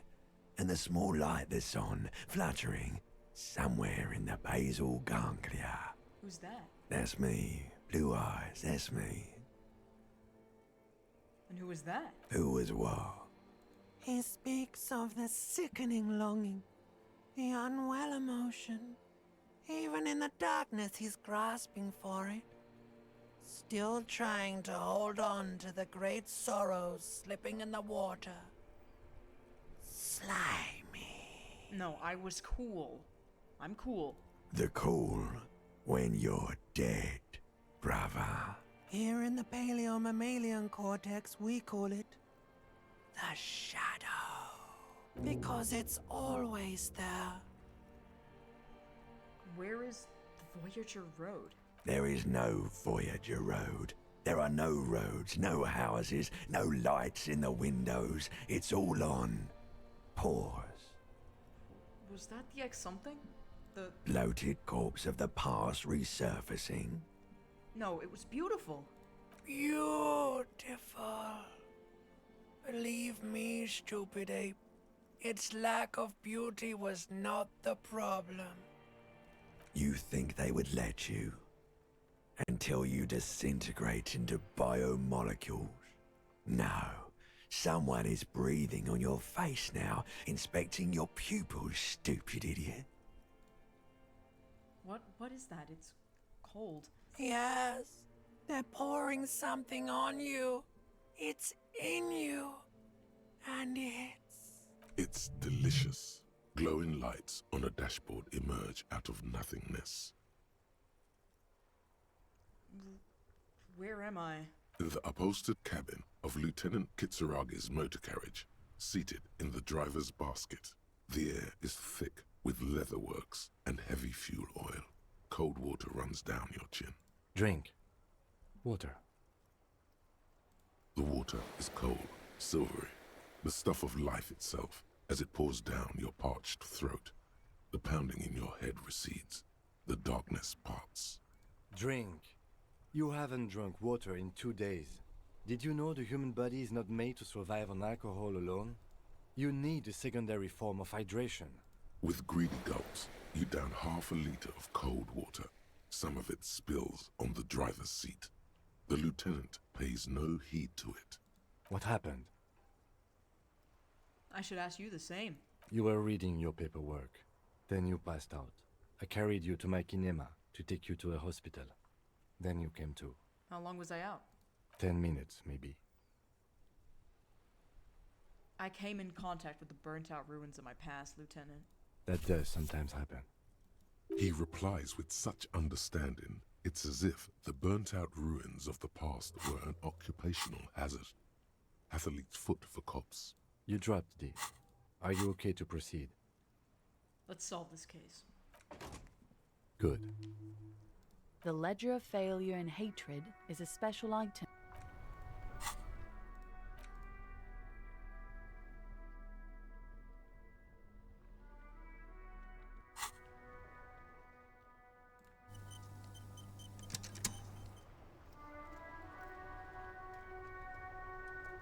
Awesome.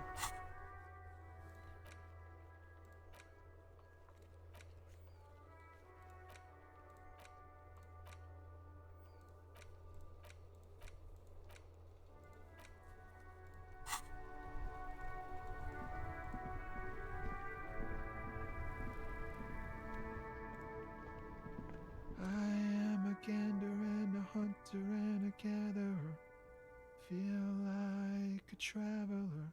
A simple little cadence. He seems to be making it up as he goes. From another planet. Hey there. What's going on here? It's the jam, my man. What's the jam? It's a traffic jam for the ages. Harbor gates up the street are shut tight. No explanation given. Workers on strike, scabs agitating, an all-around clusterfuck. Meanwhile, we're all stuck here in long-haul limbo for days upon days upon days. Upon days. So, how long have you been here? Feels like forever. Like I was born on this here roundabout and this was all I ever knew. Just me and the metal and the tires, the oil and the fumes of mazout. Extravagantly phrased, but I can roll with it. Yeah, imagine. It's been a whole week already. Behind the laugh, however, a touch of sorrow. So tell me, what do you need? Tell me more about this strike. It's like, whatever's going on over at the docks. Workers got a blockade set up, making demands, no way in or out. What's the union demanding? Some pretty wild stuff, I hear. Like a giant new power crane in half the company? I forget what exactly. Good on them, I guess. I've heard talk there's a company rep in town, too. Like, a strike negotiator type. They'd know what's up. Precise demands and so on. What do you think the company wants? They want to keep that money flowing in, my man. Ka-ching. He doesn't blame them, but he's not on their side. That's for sure. Anything else I should know? Anything else? Yeah, this ain't really my area of expertise. I just do my job and get paid. I have things to do and places to be. All of us do. All of who? Us lorry drivers. Camionneurs. You still hang around here waiting for this mess to end. Most have scurried off somewhere to get drunk or high. Or laid. Not that I blame them, really. Not you? Not my thing. Chasing transient pleasures is a drag these days. I prefer the examined life now. Thinking, reflecting, observing. He tries his best to look nonchalant, but there's a rigidity in him, as if trying to conceal something warm and deep beneath a cool exterior. He ain't one of us drivers. I know that. All accounted for. Otherwise, I haven't really asked about that. Been wasting time right here. It's easy to see he's telling the truth. He's kept his nose out of the dark stuff. Busy with what? Analyzing the fundamental structural and psychological conditions of being stranded in the midst of a sea of motor lorries and their sad, despondent chauffeurs. And your conclusion? A sense of surprise there ain't more bodies hanging from more trees. What are you hauling anyway? Oh, high-grade narcotics, illegal firearms, stuff like that. Relax. He's merely joking. Wicked. I've always wanted a friend in the underworld. Ha! No, I'm joking, my man. Found runs a nice, clean business. This haul of cargo is mostly sporting goods. You know, tracksuits and that kind of thing. They usually get shipped to Grodd in the Occident. Though we've been making headway in the Il Moran market lately. That's your machine behind you? This rockin' beauty. Sure is. Like a rash you can't get rid of. You interested in heavy-duty cargo machinery? A motor lorry, also called a camion, on Caillou and neighboring islands. This one looks roughed up enough to be some sort of found rust bucket. Maybe the A6? That a found A6 you got there? Good eye, my man. Yup, she's an old one, but reliable. Me and her spent a long time together. There it is again. A little touch of sadness beneath his cool. He thinks he's spent too long in this lorry. The man taps his... Don't be a stranger. Now it's turning into a... Ease into it. You're gonna get to see me do a lot of save scumming again. Save scumming again. You're gonna get to see me do that. Now it's turning into a... Ease in.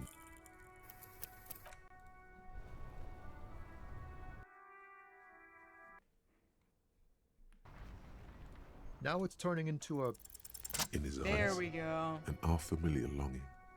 Flecks of brown and gold. It's hard to say. His gaze wanders southwest, down the street that goes beyond the horizon. Excuse me? A flinch jolts his frame. The question has touched a nerve. Hell, I get longing. I felt something similar since I woke up. Man, I don't know what to say. Not much anyone can do. There's no helping in absence, you know? I miss my family. They're all I have. My wife, second kid on the way, waiting all the way in Diora.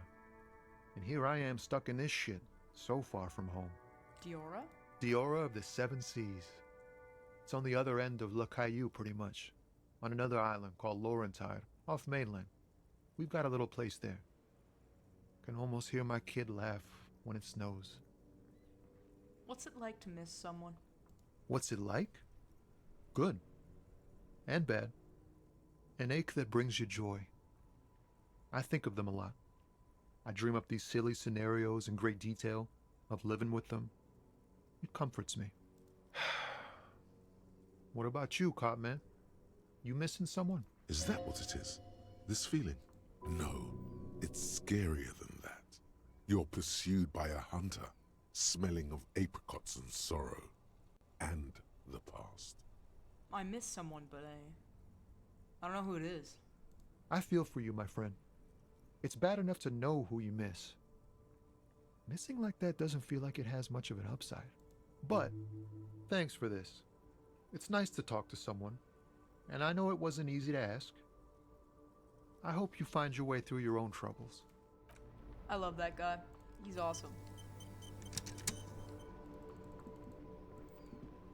Yay!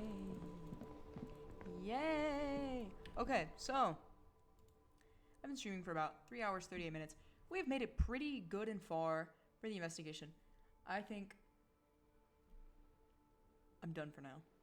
I'm really fucking hungry. I want to go downstairs and get something to eat. And I've made some pretty good progress for this stream. Hopefully, like, let me look at my, hold on, what's my schedule for tomorrow?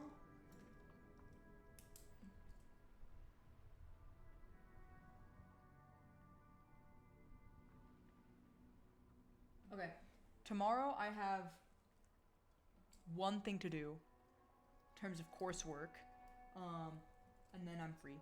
So I think tomorrow I am going to do another stream and continue this. For now, I'm gonna head out. So thank you to those who pulled up to watch. I always appreciate it. It's always wonderful. And I like saying thank you at the end of every stream because I think it's important. And hopefully we will get to go on some pretty great adventures when I continue tomorrow. I'm also glad that I managed to, you know, do a pretty good amount of things for this new fresh playthrough, and I'm glad that I'm no longer pantsless. That's always a bonus. So again, thank you to everyone who joined, and I will hold on, that one corny line is playing in my head again. I'll see you all on the flip side.